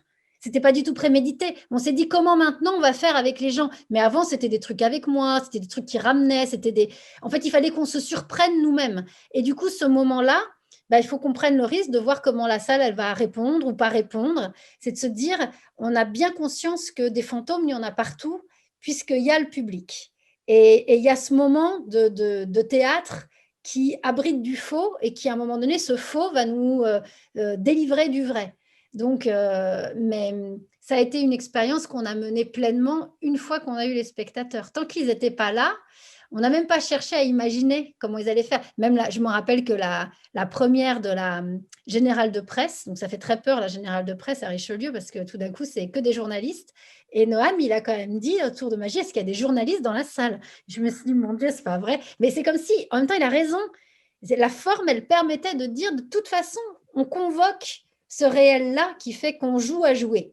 Donc, on va le pousser un peu, surtout pour essayer de ne pas être classique ou un peu ringard en faisant semblant de jouer. C'est de se dire, non, on met tout notre processus à nu. Regarde, moi, je mets tous les éléments au début dans Noël qui vont être enfermés à l'évêché. Donc, je dénonce tout. La petite fiole de répétition, la fumée, tout ce que Denis il dit, on enlève la fumée, on enlève la musique, l'orage et tout ça. C'est tout ce que je vais mettre en place après dans la fiction à l'évêché. C'est comme si on dénonçait notre propre système, finalement, pour mieux le retrouver après. Fellini, il fait ça dans ses films. Des fois, il descend sa caméra et il montre tous les techniciens de Cinecittà qui activent le mécanisme. Et quand la caméra, elle revient, on y croit encore plus alors qu'on a vu que c'était faux. Et je trouve que c'est un des grands thèmes de Fanny Alexandre. D'accord, merci beaucoup. Et puis, merci pour votre réponse. Et merci pour ce spectacle aussi. Et puis, on vous attend en juin pour votre nouvelle pièce. Merci. Bonjour, merci d'être avec nous. Du coup, moi, je suis étudiante en philosophie à Lyon. Et ce qui m'a le plus marqué dans Fanny et Alexandre et dans 8 heures que j'ai vu tous les deux, c'est la place centrale du collectif en général et surtout dans la résolution des problèmes. Et donc, je me demandais comment est-ce que comment arriver à faire converser l'anti-héroïsme de personnages comme Fanny, Alexandre ou Jochen et l'héroïsme du collectif qu'il compose à travers aussi bien l'adaptation que la mise en scène. C'est tout le processus. C'est-à-dire, avec Florence et Julie, on prépare un terrain dans lequel on sait que l'individu et le collectif vont cohabiter. Et on sait qu'on a préparé un terrain qui est suffisamment décompartimenté pour permettre au groupe de s'en emparer et finalement de remonter une forme aussi collectivement. Là, je parle des acteurs, vraiment, ensemble. Mais on a aussi soigné des partitions individuelles pour que ce groupe-là n'écrase pas l'individu. Ça, c'est le matériau qu'on a fait en adaptation. Moi, après, en répétition, chaque jour, j'arrive avec une structure originale, c'est-à-dire que je ne leur présente pas ce qu'on a fait avec Julie et Florence, je leur propose des morceaux que j'ai recomposés de manière totalement éphémère avec un titre. C'est comme si j'avais zoomé dans l'œuvre, mais au lieu de prendre une partie, un acte, j'ai quand même recomposé avec un début, un milieu, une fin qu'on ne fera jamais dans le spectacle, qui est une expérience qu'on va mener, dans lequel chacun des acteurs possède 1 heure pour s'en emparer. On va faire une scénographie, on va faire des costumes. Chaque jour, quand je dis ça pendant 5 ou 6 semaines, je fais ça tous les jours. Et du coup, tous les acteurs sont au service de cette structure qui est totalement éphémère parce qu'on sait qu'on en aura une le lendemain, dans lequel il va s'organiser avec le peu de temps qu'il a eu de préparer. Du coup, il y a une solidarité, il y a un faire ensemble et surtout, il y a une mémoire collective qui s'inscrit. On a une histoire des répétitions qui va devenir notre généalogie. Et donc, des rapports humains entre les acteurs vont se tisser, mais qui vont donner les rapports humains des personnages entre eux, qui fait qu'ils vont devenir une famille éphémère, une famille, le temps de répétition et de représentation, mais une famille quand même, parce que c'est une famille qui aura dû travailler ensemble pour répondre, moi, à la provocation d'un jour, avec son lot de réussite, de ratage, des fois de ratage qui mènent à ce moment que je cherche, qui est la dépossession. Et c'est souvent cette dépossession-là qui fait que c'est cette troisième forme, qui est ni la forme de Florence, Julie et la mienne, ni la forme des acteurs, qui est la rencontre des deux. Cette chose-là, je ne fais que la chercher, que l'explorer via une méthode très ludique, mais qui crée quand même un trac, parce qu'on tente quand même un vertige chaque jour de répétition. On ne répète jamais les choses. Je ne refais jamais 2 fois la même chose. Et j'arrive au spectacle très tardivement, la semaine d'avant. Je pousse ça. Donc, c'est comme si l'équipe est devenue tellement solidaire dans la débrouille, dans le faire ensemble, que ça crée quelque chose une alchimie qui fait que souvent, ça rencontre le thème du spectacle qui dit qu'ensemble, il ne peut rien nous arriver. Mais ça, c'est tout un trajet. J'ai un petit garçon qui vient récupérer. Voilà, c'est bon. Je mets en expérience la répétition qui est souvent en lien avec ce que vont vivre les personnages. Mais j'essaye que l'acteur ne s'en rende pas compte trop vite, que finalement, il se pose la question du travail avant tout et du travail via l'autre. Et dans mon travail, c'est toujours l'autre, c'est toujours le partenaire qui va vous faire naître et exister. Et cette chose-là, on ne peut plus s'en passer après. Tout seul, on n'est rien. Et ensemble, on est tout, mais il y a aussi plus d'emmerdes, il y a plus de retard, il y a plus de tout dans un groupe. Mais c'est aussi ça que je mets en scène, d'où le fait qu'il n'y a pas de héros. Par contre, sans la prise de risque de l'individu, un groupe, ça peut vite devenir un chœur. Et ça ne m'intéresse pas du tout. C'est-à-dire, si tout le monde est pareil, moi, je cherche quelque chose de très anarchique, de très impalpable. Après, honnêtement, ça ne m'est jamais arrivé que 14 acteurs soient fatigués au même moment. Donc, il y a quand même une notion d'infini. Et cette chose-là, voilà, pour pas qu'elle fasse peur, pour pas qu'on se sente écrasé par le groupe, mais porté par le groupe, il faut l'aborder tout de suite, très en amont, et ça fait tomber les égos, même si dans l'ego, on en a besoin pour activer le talent des uns et des autres, mais c'est toujours au service d'un autre objet qui est le nous. Et ça, il faut l'aborder très tôt pour pas que ce soit pris comme une frustration, ou que ce soit aussi, ou que c'est comme un entraînement, c'est comme quelque chose aussi d'un peu sportif, parce que des fois, de se planter sur une structure pendant 2 heures tous ensemble, ça peut être un peu douloureux. Seulement parce qu'on sait qu'on y retourne le lendemain, il y a quelque chose aussi qui s'inscrit plus sur le long terme. Et du coup, on sort du côté performatif du moment. On s'inscrit dans une histoire tous ensemble. Merci beaucoup. Voilà, alors bonjour Pierrick. Moi, je suis étudiant à Louis Lumière en photographie. Voilà, avant j'ai fait des études d'acteur en conservatoire. Donc c'est peut-être pour cela que je suis ici aujourd'hui à vous écouter. Non, je crois que pour aborder ma question, ce serait plutôt parler de là mon chemin de spectateur sur le début de saison, où le premier spectacle que j'ai vu, c'était Le Passé de Julien Gosselin au TNS. Et puis après, j'ai vu votre spectacle de Fassbinder, sur le texte de Fassbinder à Saint-Denis. Et alors, je ne sais pas pour ceux qui ne connaissent pas Julien Gosselin, mais c'est des très gros dispositifs vidéo. On a des écrans importants sur la scène. Voilà, je voulais savoir tout simplement si cette question du dispositif vidéo qui serait physiquement sur la scène vous intéresse. Est-ce que vous l'envisagez, ou parce que vous l'avez dit là au cours de la discussion, vous mettez vraiment en avant plutôt le jeu des acteurs, sans image, sans son, ou alors comment vous l'appréhendez dans le paysage aujourd'hui de la mise en scène, de ce que vous voyez de vos collègues metteurs en scène? Alors moi, la vidéo ne m'intéresse pas, mais parce que la mise en scène ne m'intéresse pas. Elle m'intéresse si je me sens dépossédée, c'est-à-dire si c'est les acteurs qui portent mon geste. Je ne m'exprime qu'à travers les autres. Si je me vois, ça ne me plaît pas. Mais si je vois un acteur plus qu'un autre, ça ne me plaît pas non plus. C'est vraiment l'idée du nous.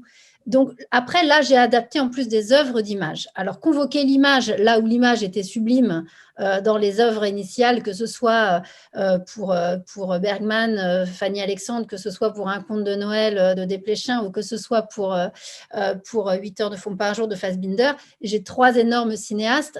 Donc, la question de l'image, moi, je me pose vraiment la question de l'artisanat et de l'humain face à d'autres humains. Donc, je radicalise cette chose-là. Ça ne veut pas dire que dans le geste scénographique et dans l'appréhension du plan séquence que je monte, la mise en scène ne s'invite pas, parce qu'elle s'invite. Elle s'invite déjà souvent dans un second temps. Et j'ai un processus, par exemple, je ne travaille pas avec des micros. J'ai besoin de la projection vocale pour le côté presque sportif de l'improvisation et sortir d'un côté naturaliste, d'abord qu'il n'y a pas dans les œuvres que je convoque. Après, moi, je déteste la technique. Elle me fait peur. Je mets mes techniciens complètement à l'épreuve du moment présent. Il n'y a pas de top, on suit tous les acteurs. D'ailleurs, sur la reprise de Fanny Alexandre, où les équipes s'alternent, en fait, il n'y a pas de... C'est toujours via ce que fait l'acteur, et vu qu'il ne fait jamais pareil, parce que dans mon processus, il ne sera jamais au même endroit, si le technicien n'est pas celui qui accompagne, mais comme moi, hein, je m'estime metteur en scène, spectatrice et actrice. Moi, j'ai l'impression d'être une actrice avant tout. Je demande à tous les corps de métier de le faire. C'est-à-dire que même dans le processus de scénographie, s'il y a un élément qui ne sert pas au jeu, il s'en va. Tout doit servir. On doit être acteur actif. Donc, à partir du moment où il y a un temps qui est lié à un temps technique, à un différé, ça ne veut pas dire qu'en tant que spectatrice, je n'y prends pas de plaisir. Hein.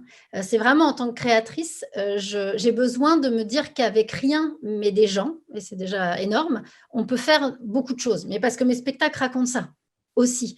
Donc, j'amène beaucoup de matériel. Je travaille beaucoup avec la caméra parce qu'on réalise beaucoup de films. Parce qu'au début, moi, ça ne m'intéresse pas de travailler dans un théâtre avec des pendrillons noirs.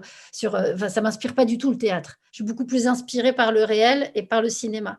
Mais c'est un vecteur pour qu'à un moment donné, le théâtre et la fiction gagnent sur le projet et arrivent à ses fins. Mais pour ça, c'est tout un processus d'expérience via l'image, parce que j'arrive beaucoup plus à capter cette chose-là, mais je n'ai pas besoin qu'elle laisse une trace, ou alors j'ai pu le faire parce qu'elle avait laissé une trace documentaire, par exemple, et que cette trace documentaire, je la trouvais belle, qu'elle soit présente dans le spectacle. Après, en tant que spectatrice, j'ai aimé quand la vidéo était vraiment en dialogue avec la matière scénique, de me dire, tiens, elle me donne à voir quelque chose que je ne pourrais pas voir sans sa présence, mais je peux continuer à regarder une théâtralité autour, et du coup je suis moi-même dans cette expérience-là que j'ai pu avoir dans le théâtre de Christiane Jataï, que j'ai pu avoir cet été avec Anne-Sophie Vandalen, où j'ai l'impression d'être active à un autre endroit. Après, du coup, c'est des processus où le metteur en scène est très fort. Enfin, je veux dire, on le voit beaucoup, et parce que du coup c'est un geste par-dessus. Et du coup, avec une maîtrise aussi technique qui fait qu'on est quand même dans un calibrage. Alors après, Castorf, il fait ça, il fait n'importe quoi et c'est dégueulasse avec l'image. Et je trouve ça génial aussi de pouvoir se dire de toute façon, on le regarde ou on ne le regarde pas. Voilà, moi, tout ce qui est presque, mais même un noir, par exemple, faire un noir au théâtre, je ne ferais jamais ça. Enfin, c'est comme si tout ce qui est de l'ordre de la construction extérieure au geste actif de l'acteur, je l'utilise en répétition, mais je l'enlève pour le résultat. Merci, c'était très complet. Bonsoir. Merci à toutes les deux d'être là, du coup.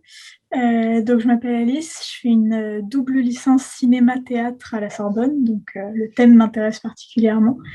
Et en fait, on a pu voir que depuis la naissance du cinéma, et puis même encore aujourd'hui, que ce soit dans les universités, entre les étudiants ou les professeurs, il y a toujours cette petite bataille entre le cinéma et le théâtre. Est-ce qu'il y a un art qui l'emporte sur l'autre? Est-ce qu'il y en a un qui est plus légitime? Est-ce qu'il y a une primauté possible d'un art sur l'autre? Donc, je voulais savoir, toutes les deux, qu'est-ce que vous pensez de ce débat? Est-ce que vous penchez vous-même d'un côté plus que de l'autre, ou est-ce que vous croyez justement à l'interdépendance des deux? Je te laisse répondre en premier, Florence. Alors, pour moi, la question d'une rivalité ou d'une hiérarchie entre le théâtre et le cinéma, ça ne m'évoque rien. Je ne vois pas le sens que ça peut avoir. Il y a des différences dont on a parlé en fait depuis le début de cette conversation. Il y a une différence de taille aussi, qui est que le cinéma est une industrie, et c'est pas la seule raison de son impureté que vous évoquiez tout à l'heure au tout début de cette réunion. C'est un art impur, mais c'est aussi lié voilà, au coût de fabrication des films et au système de diffusion. Et voilà, donc il y a des différences de cet ordre-là. Après, je me souviens que, alors je ne sais plus qui disait ça, c'est que quand on veut se cacher et qu'on est malheureux, on va plutôt au cinéma parce qu'on est dans le noir et qu'on ne voit pas votre visage, on ne voit pas ce que vous éprouvez. Donc voilà, on peut dire des choses de ce genre, mais vraiment, ça ne m'intéresse pas beaucoup de mettre en concurrence le théâtre et le cinéma. Julie? Oui, moi je dirais peut-être ce qui peut nous opposer, c'est l'histoire d'avoir un art jeune et un art extrêmement ancien. Du coup, là où, dès les premières tentatives de films, il y a eu des adaptations de théâtre. Ce qui n'est pas vrai à l'inverse, hein. Je veux dire, on a mis du temps au théâtre à considérer les œuvres de cinéma dignes d'être portées sur un plateau. C'est comme si nous, on était aussi un peu lourds de notre passé, qui fait que cette interrogation, même moi, souvent, on me dit « mais pourquoi vous adaptez du cinéma ?» Je dis « mais j'adapte des œuvres, en fait, je ne me pose même pas la question. C'est des œuvres qui ont été écrites pour des acteurs, ça ne me paraît pas non plus délirant. Et puis, effectivement, si je prends un film qui ne parle pas du tout, j'y verrai pas d'intérêt à ce que le théâtre s'en empare, et encore que, hein, peut-être que des plasticiens ou des chorégraphes pourraient le faire. J'ai la sensation que le théâtre, comme si, oui, il y avait, il a créé en même temps une distanciation dans le fait lui-même d'être venu tard à l'adaptation cinématographique, et à la fois, on a eu toute une ère aussi où les réalisateurs n'allaient pas beaucoup au théâtre. Enfin, il y a eu à un moment donné considéré aussi que le théâtre c'était ringard d'un côté et que le cinéma était dans son temps et dans une modernité de l'autre. Je pense que ce qui est bien aujourd'hui, c'est de voir qu'il y a une porosité et un échange entre les deux, et que c'est possible. Mais moi, je suis comme Florence, moi en plus, j'aime les deux. Je me sens évidemment légitime en théâtre et pas en cinéma. Mais moi, j'ai fait de la mise en scène parce que j'ai fait de l'analyse filmique et que j'ai étudié le cinéma. Autrement, je n'aurais pas fait de mise en scène. Je n'ai pas fait de mise en scène parce que j'ai eu par l'œil de spectatrice de théâtre. Donc, ça a bien été la rencontre des deux. Et je continue à être une boulimique d'être spectatrice de cinéma et de film. C'est comment l'un, oui, navigue avec l'autre, comment l'un se fait sans l'autre aussi, comment des acteurs se sentent mieux dans un processus que l'autre.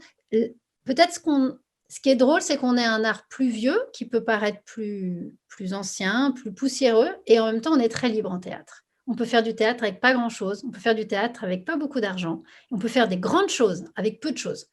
Et des fois, on a beaucoup d'argent et on ne fait pas des grandes choses, mais en théâtre, et on nous fout la paix. Il n'y a pas de morale, il n'y a pas de… Enfin, je veux dire, on est libre de créer. Après, on est on est exposé à la critique, mais je veux dire, ça reste un endroit en France assez dingue pour ça, et notamment le théâtre public, qui fait que on se dit que quand même tout est faisable sur un plateau. Après, pourquoi les gens se sentent légitimes de passer la porte d'un théâtre alors qu'ils y habitent en face et qu'ils ne l'ont jamais fait, ça reste des grandes questions. Ça fait peur, un théâtre. C'est impressionnant. Moi, j'ai été une spectatrice de théâtre extrêmement tardive, alors que le cinéma, j'y suis allée des petites filles. Donc c'est via l'école aussi qu'on peut tout d'un coup s'apercevoir qu'un théâtre, ça fait partie d'une ville, c'est une structure, c'est un établissement, c'est un lieu comme un autre, mais il faut le fréquenter. Voilà, moi je pense qu'ils ont plein de choses en commun et plein de choses qui les opposent, et ça en fait des arts complémentaires avec des artistes que des fois voilà, cette habileté de pouvoir passer de l'un à l'autre, comme les artistes qu'on a cités et que nous on a adaptés. Et puis d'autres où c'est pas du tout leur monde. J'en profite, pardon, pour ajouter une petite chose. En fait, c'est drôle parce que je me dis tout à coup, Bergman comme Fassbinder n'ont cessé de faire des allers-retours entre le théâtre et le cinéma. Et donc je me disais, peut-être que ce n'est pas un hasard, Julie. Oui, sûrement. Voilà. Et voilà, je me rappelais tout à coup, en fait, il y a un autre film de Bergman, après Fanny Alexandre. Il y a un film qui est sorti beaucoup plus tard, pas très longtemps avant sa mort, qui s'appelle Sarabande, qui est sorti en 2004, je crois. Et c'est fou parce que, voilà, dans les deux cas, c'est très imbriqué, c'est-à-dire que Fanny Alexandre est absolument un film de cinéma qui se passe dans un théâtre, et c'est une œuvre testamentaire. Et si vous voyez Sarabande, ce que je vous conseille très, très, très vivement, c'est un film beaucoup plus intime, qui a à voir avec le théâtre, parce que, par exemple, il commence par une adresse au spectateur en temps réel au tout début du film, et c'est aussi une œuvre testamentaire. Ok, merci beaucoup à toutes les deux. Bonjour, je m'appelle Victoria, je suis étudiante dans la Sorbonne Nouvelle en études théâtrales. Donc, je suis étrangère et je viens d'arriver en France, donc je n'ai pas vu effectivement les spectacles, mais je vais le faire au fur et à mesure de novembre. Mais donc, ma question est un peu plus vaste parce que je voudrais devenir un metteur en scène. Donc, cette question m'intéresse beaucoup.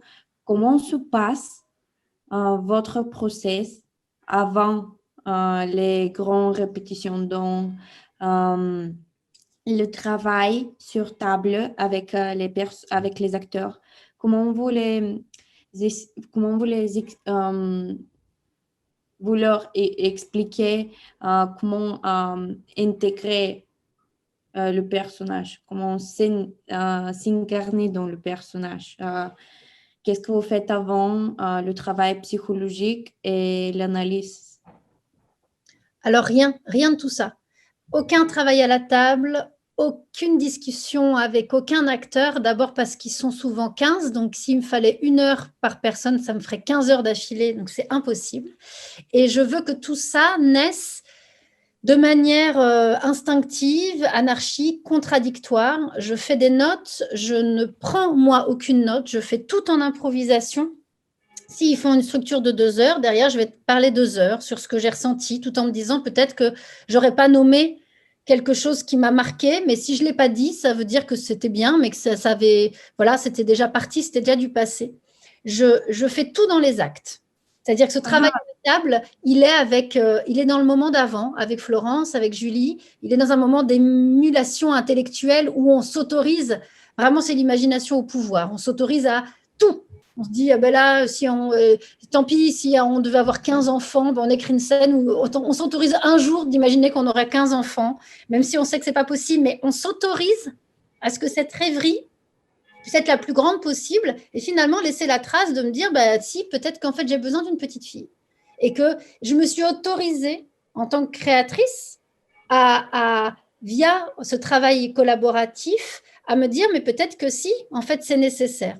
Avec les acteurs, je mène des expériences actives en jeu, dans lesquelles la psychologie n'est jamais conscientisée, mais dans lequel j'ai toujours une porosité entre ce qu'ils sont, eux, acteurs, et ce qu'ils vont devenir personnages. Et dans un premier temps, ils sont plus eux que ceux de la fiction.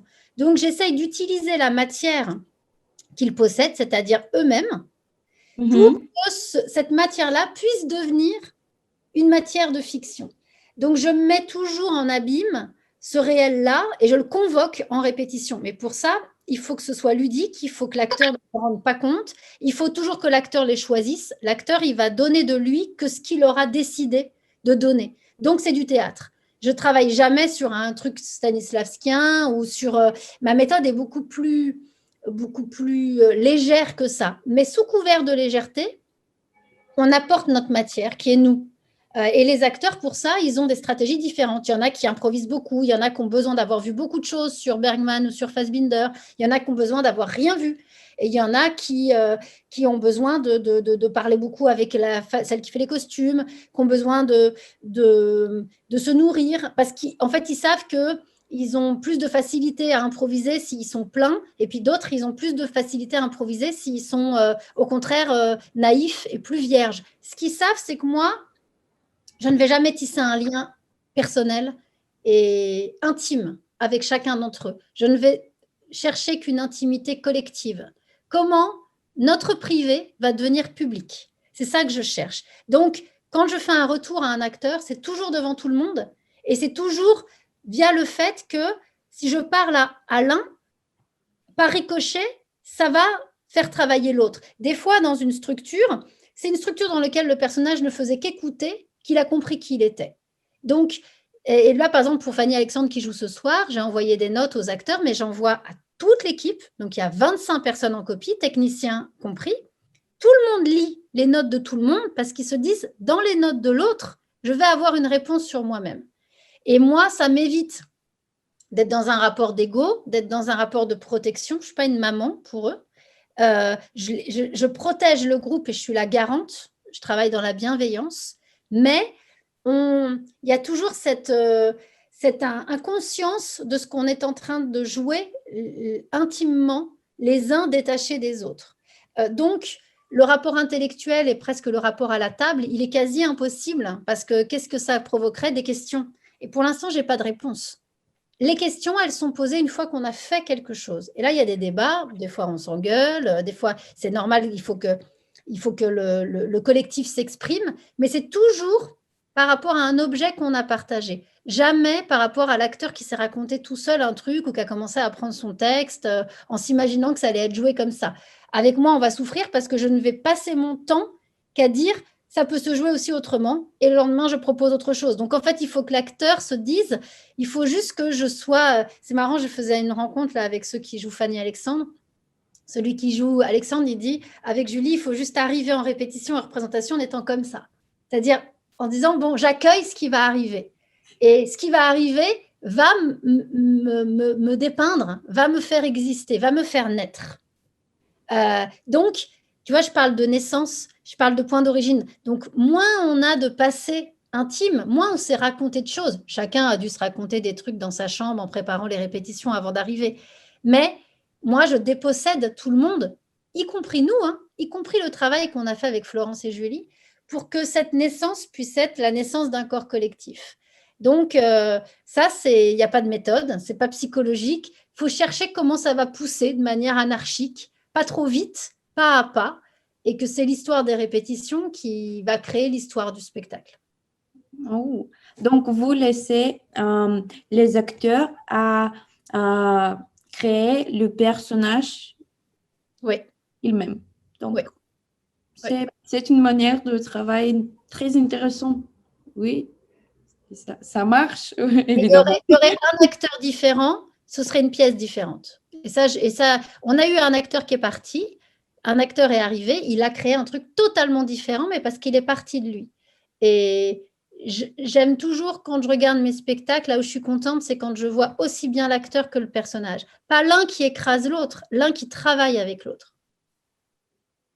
Merci beaucoup pour ce point de vue de travail de metteur en scène. Je vous remercie beaucoup.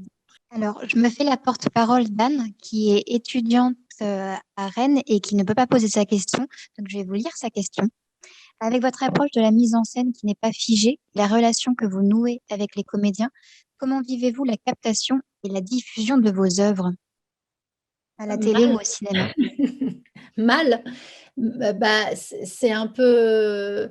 Alors, pour Fanny Alexandre, j'ai été très heureuse parce que ça s'est vraiment fait dans un mode collaboratif et du coup, je suis très contente du résultat. Mais c'était très douloureux pour moi d'imaginer d'abord qu'une tierce personne allait être présente, c'est-à-dire la présence des caméras, et que ça allait quand même s'inviter dans la représentation et s'inviter dans le mode du direct. On avait dû libérer certaines places devant. Il y avait des micros quand ils se déshabillaient, on voyait le micro. Enfin, en fait, tout ça, moi, c'était très difficile d'attaquer ce moment présent ou de modifier certaines lumières qui ne passaient pas à la caméra. Ça a été une vraie dualité, même si le fait d'avoir travaillé ensemble a fait que l'objet, je le trouve beau et je le trouve très représentatif de cette représentation-là. Après, moi, j'aime faire des choses qui tombent juste dans la mémoire des gens et que cette mémoire-là, tant que les gens sont vivants, elle vivra et puis après, elle partira avec eux. Ça me rassure beaucoup de ne pas pouvoir revoir mes pièces. Ça reste toujours, moi je suis très traqueuse, ça reste toujours un moment, une épreuve chaque soir quand je suis dans la salle et avant que ça commence, le fait que ça va être vu, j'ai quand même une inhibition dingue. Alors, le fait que ce soit capté, et qu'on puisse le re-regarder, c'est presque, ouais, c'est très difficile pour moi. Et j'estime que ce n'est pas mon travail, qu'il y a quelque chose qui doit être éphémère et qui doit être fait que pour les gens qui étaient là à ce moment-là. Après, j'ai été tellement heureuse de voir Fanny Alexandre pendant la pandémie. J'ai regardé les premières images en se disant, je ne vais pas regarder la suite, et puis je me suis laissée complètement faire, aussi parce que je l'ai vue à un endroit où moi, en tant que metteur en scène, je vois mes spectacles de loin au bout d'un moment, parce que vu que j'ai très peur du public, je me mets derrière lui. Et du coup, il y a toujours le public entre eux et moi. Et là, la caméra m'a redonné aussi le goût que j'ai en répétition, où je me mets très près d'eux, voire vraiment sur scène avec eux quand on travaille. Et du coup, je me suis dit, ah tiens, la caméra, elle a pu capter quelque chose que moi-même, je ne m'autorise plus à regarder. Donc voilà, ça m'a fait plaisir. Mais ça reste évidemment pas naturel. Et puis, tout l'aspect technique aussi dont je parlais tout à l'heure, il fallait le prendre en compte et je sentais qu'il fallait me faire un peu violence. Oui, bonjour, je m'appelle Yamélie, je suis étudiante à Paris 3 en première année de master théâtre et je suis aussi au conservatoire de Bussy en théâtre.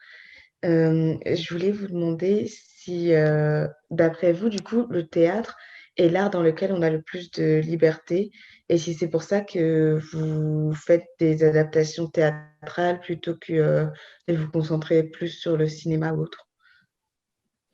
Moi, je pense que l'art, tant que l'art est libre, hein, toutes les formes d'art, c'est ça qu'on cherche. C'est la liberté de créer une œuvre d'art, parce que ça reste très bizarre de faire ça. Mais ça, pour moi, c'est valable pour tous les arts et pour toutes les formes d'art avec peu d'argent, de l'argent. Enfin, c'est cette tentative qui est belle. Mais ça, je pense que la liberté, d'abord, on la cherche toujours, on la ressent des fois, on la perd parfois. Des fois, créée sous contrainte, on se sent plus libre que des fois, quand on a tous les ingrédients réunis, et tout d'un coup, ça devient inhibant. Mais ça, c'est valable pour le théâtre, le cinéma, c'est valable pour tous les arts. Peut-être que c'est, en tant que créateur, en tout cas, cette sensation de liberté, elle est très fertile. Et peut-être qu'à un moment donné, si on fait des œuvres pour juste produire, là, il faut se poser la question. Après, on peut très bien avoir envie de produire du divertissement ou d'être dans d'autres formes. Mais pour moi, c'est autre chose. Donc, peut-être qu'il faut être... peut-être qu'un jour, dans 10 ans, je me sentirai peut-être plus libre de faire des premiers pas au cinéma qu'au théâtre, ou peut-être qu'il y aura une exploration qui ne sera plus la mienne. Prendre la direction d'un lieu, c'est être créateur à un autre endroit, plus pour les autres, plus pour les gens. Moi, à un moment donné, j'en ai eu besoin, parce que faire des spectacles, je trouvais que ça faisait peur. faire que des spectacles et que ce soit ça qui décide de son avenir, si c'est raté, si c'est bien. La chance du cinéma, c'est que quand on suit le parcours d'un réalisateur, on s'aperçoit des fois que l'échec d'un film a créé le chef-d'œuvre qui a suivi. Et que sans l'échec d'avant, sans doute que le chef-d'œuvre n'aurait pas eu lieu. Nous, en théâtre, on ne revoit pas nos œuvres.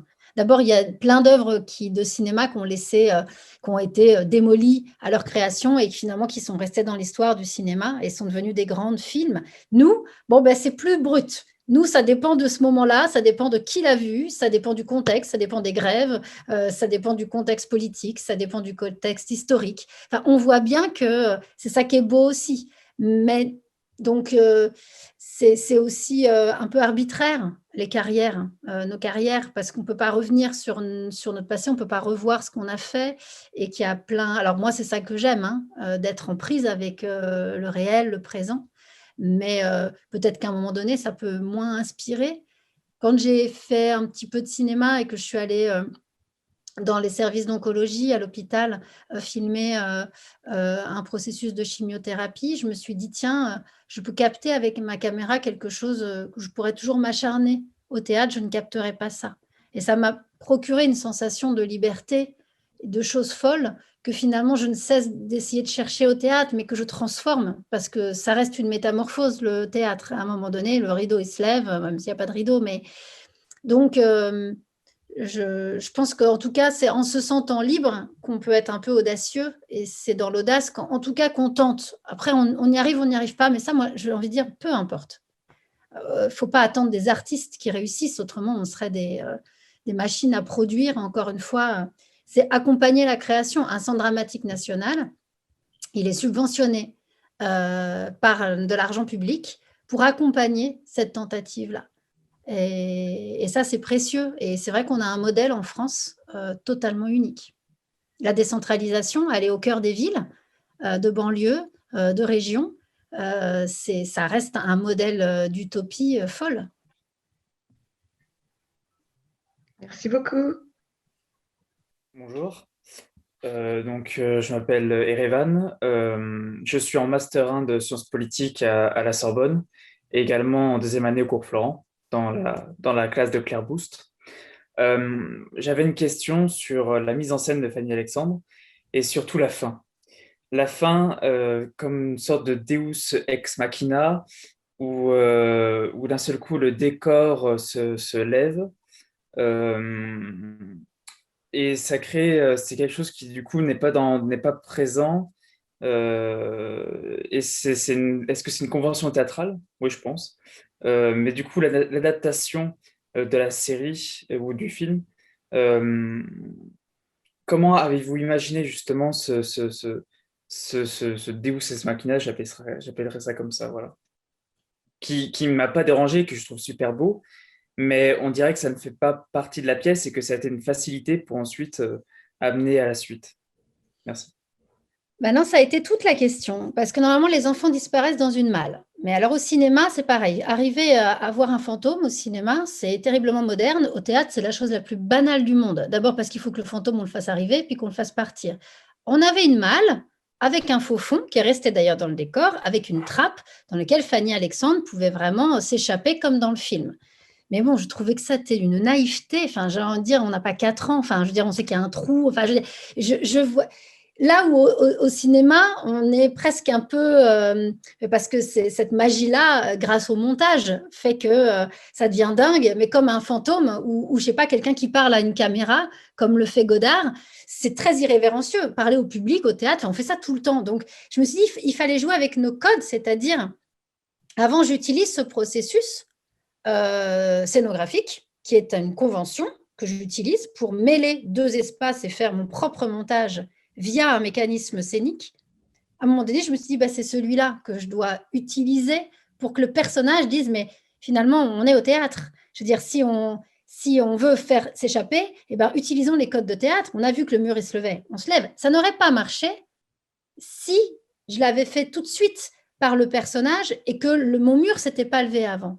J'auto-dénonce ma propre mise en scène pour que les personnages deviennent acteurs de leur destinée. C'est ce qui se passe. Alexandre va écrire toute la fin. Donc, c'était comment sortir d'une naïveté qu'apportait le théâtre, parce que tout d'un coup, ce qui était un peu immédiat dans le film pouvait être un peu ronronnant au théâtre, et de se dire comment on va utiliser le processus même de la mise en scène comme étant la délivrance ou le moyen d'évasion pour la suite. Et les personnages, ils restent à jouer la suite, alors que tout le décor est éventré. Ils pourraient sortir. Seulement, Edward, ben, c'est le plus acteur de tous. Il dit, moi, vous me mettez un slip kangourou et un décor ouvert, je continue à jouer. Tant qu'on ne me met pas le dernier mot. Donc, je déconstruis même tout le processus en disant, finalement, il n'y en a pas que les Egdal qui sont acteurs. Finalement, dans la deuxième partie, c'est le plus grand rôle de sa vie de tragédienne d'Émilie. Finalement, Edward, c'est le showman et c'est lui qui tient la pièce. Donc, il faut que Alexandre passe d'acteur à metteur en scène pour décider lui-même de la fin du spectacle. En ça, Alexandre est Bergman. Mais du coup, il est peut-être Bergman au théâtre avec ma version scénique, plus qu'avec son petit théâtre de marionnettes au départ, qui est une mise en abîme du cinéma. Donc, c'était sortir de l'enfance et de la boîte, du coffre, du petit théâtre, comme dans le film, pour finalement dénoncer le gros processus qui est la scénographie d'Éric Ruff et de Julie Deliquet, en disant, à un moment donné, on va dénoncer notre propre système pour que la fiction et l'imaginaire, et c'est les derniers mots de la pièce, tout est possible, enfin, c'est les mots du songe de Strindberg. Tout est possible grâce à l'imagination. Et finalement, c'est les derniers mots du roman. Ce n'est pas la fin du film, ce n'est pas la fin de la série, mais c'était cette chose-là qu'on avait envie de mettre en valeur au théâtre. Merci beaucoup. Et en tout cas, très bonne mise en scène. Merci beaucoup. On va arrêter là parce qu'on a déjà passé 2 heures ensemble. Julie et Florence, on vous remercie infiniment pour votre générosité, pour les réponses que vous avez apportées à tous les étudiants présents aujourd'hui. On se donne rendez-vous avec Fille 2, Julie, que vous mettez en scène avec Lorraine de Sagazan au théâtre Gérard Philippe. Et je ne peux qu'inciter les étudiantes et les étudiants présents à aller au TGP, au théâtre Gérard Philippe à Saint-Denis, qui est donc au pied du RERD, donc vraiment et qui est accessible en métro et en bus. Donc allez-y nombreuses et nombreux. Et on vous donne évidemment, on se donne rendez-vous en juin 2022 pour le 400e anniversaire de Molière, avec Jean-Baptiste, Madeleine, Armande et les autres, avec un clin d'œil au cinéma également. C'est clair. C'est clair. Mais un grand merci à toutes les deux, Florence et Julie, pour votre temps et la générosité de vos réponses. Voilà. Bonne saison théâtrale et étudiante à toutes et tous. Et allez au cinéma, dans les salles de cinéma, et allez au théâtre, dans les salles de théâtre. Voilà. Le cinéma et le théâtre sont des pratiques artistiques et il faut se déplacer. C'est un mouvement. Donc, voilà. Le film et le cinéma et le théâtre dans les salles. Voilà. Merci infiniment à toutes les deux et merci à tous les étudiantes et tous les étudiants. Au revoir. Au revoir. Merci beaucoup. Au revoir. Merci à vous. Merci beaucoup. Merci. Merci.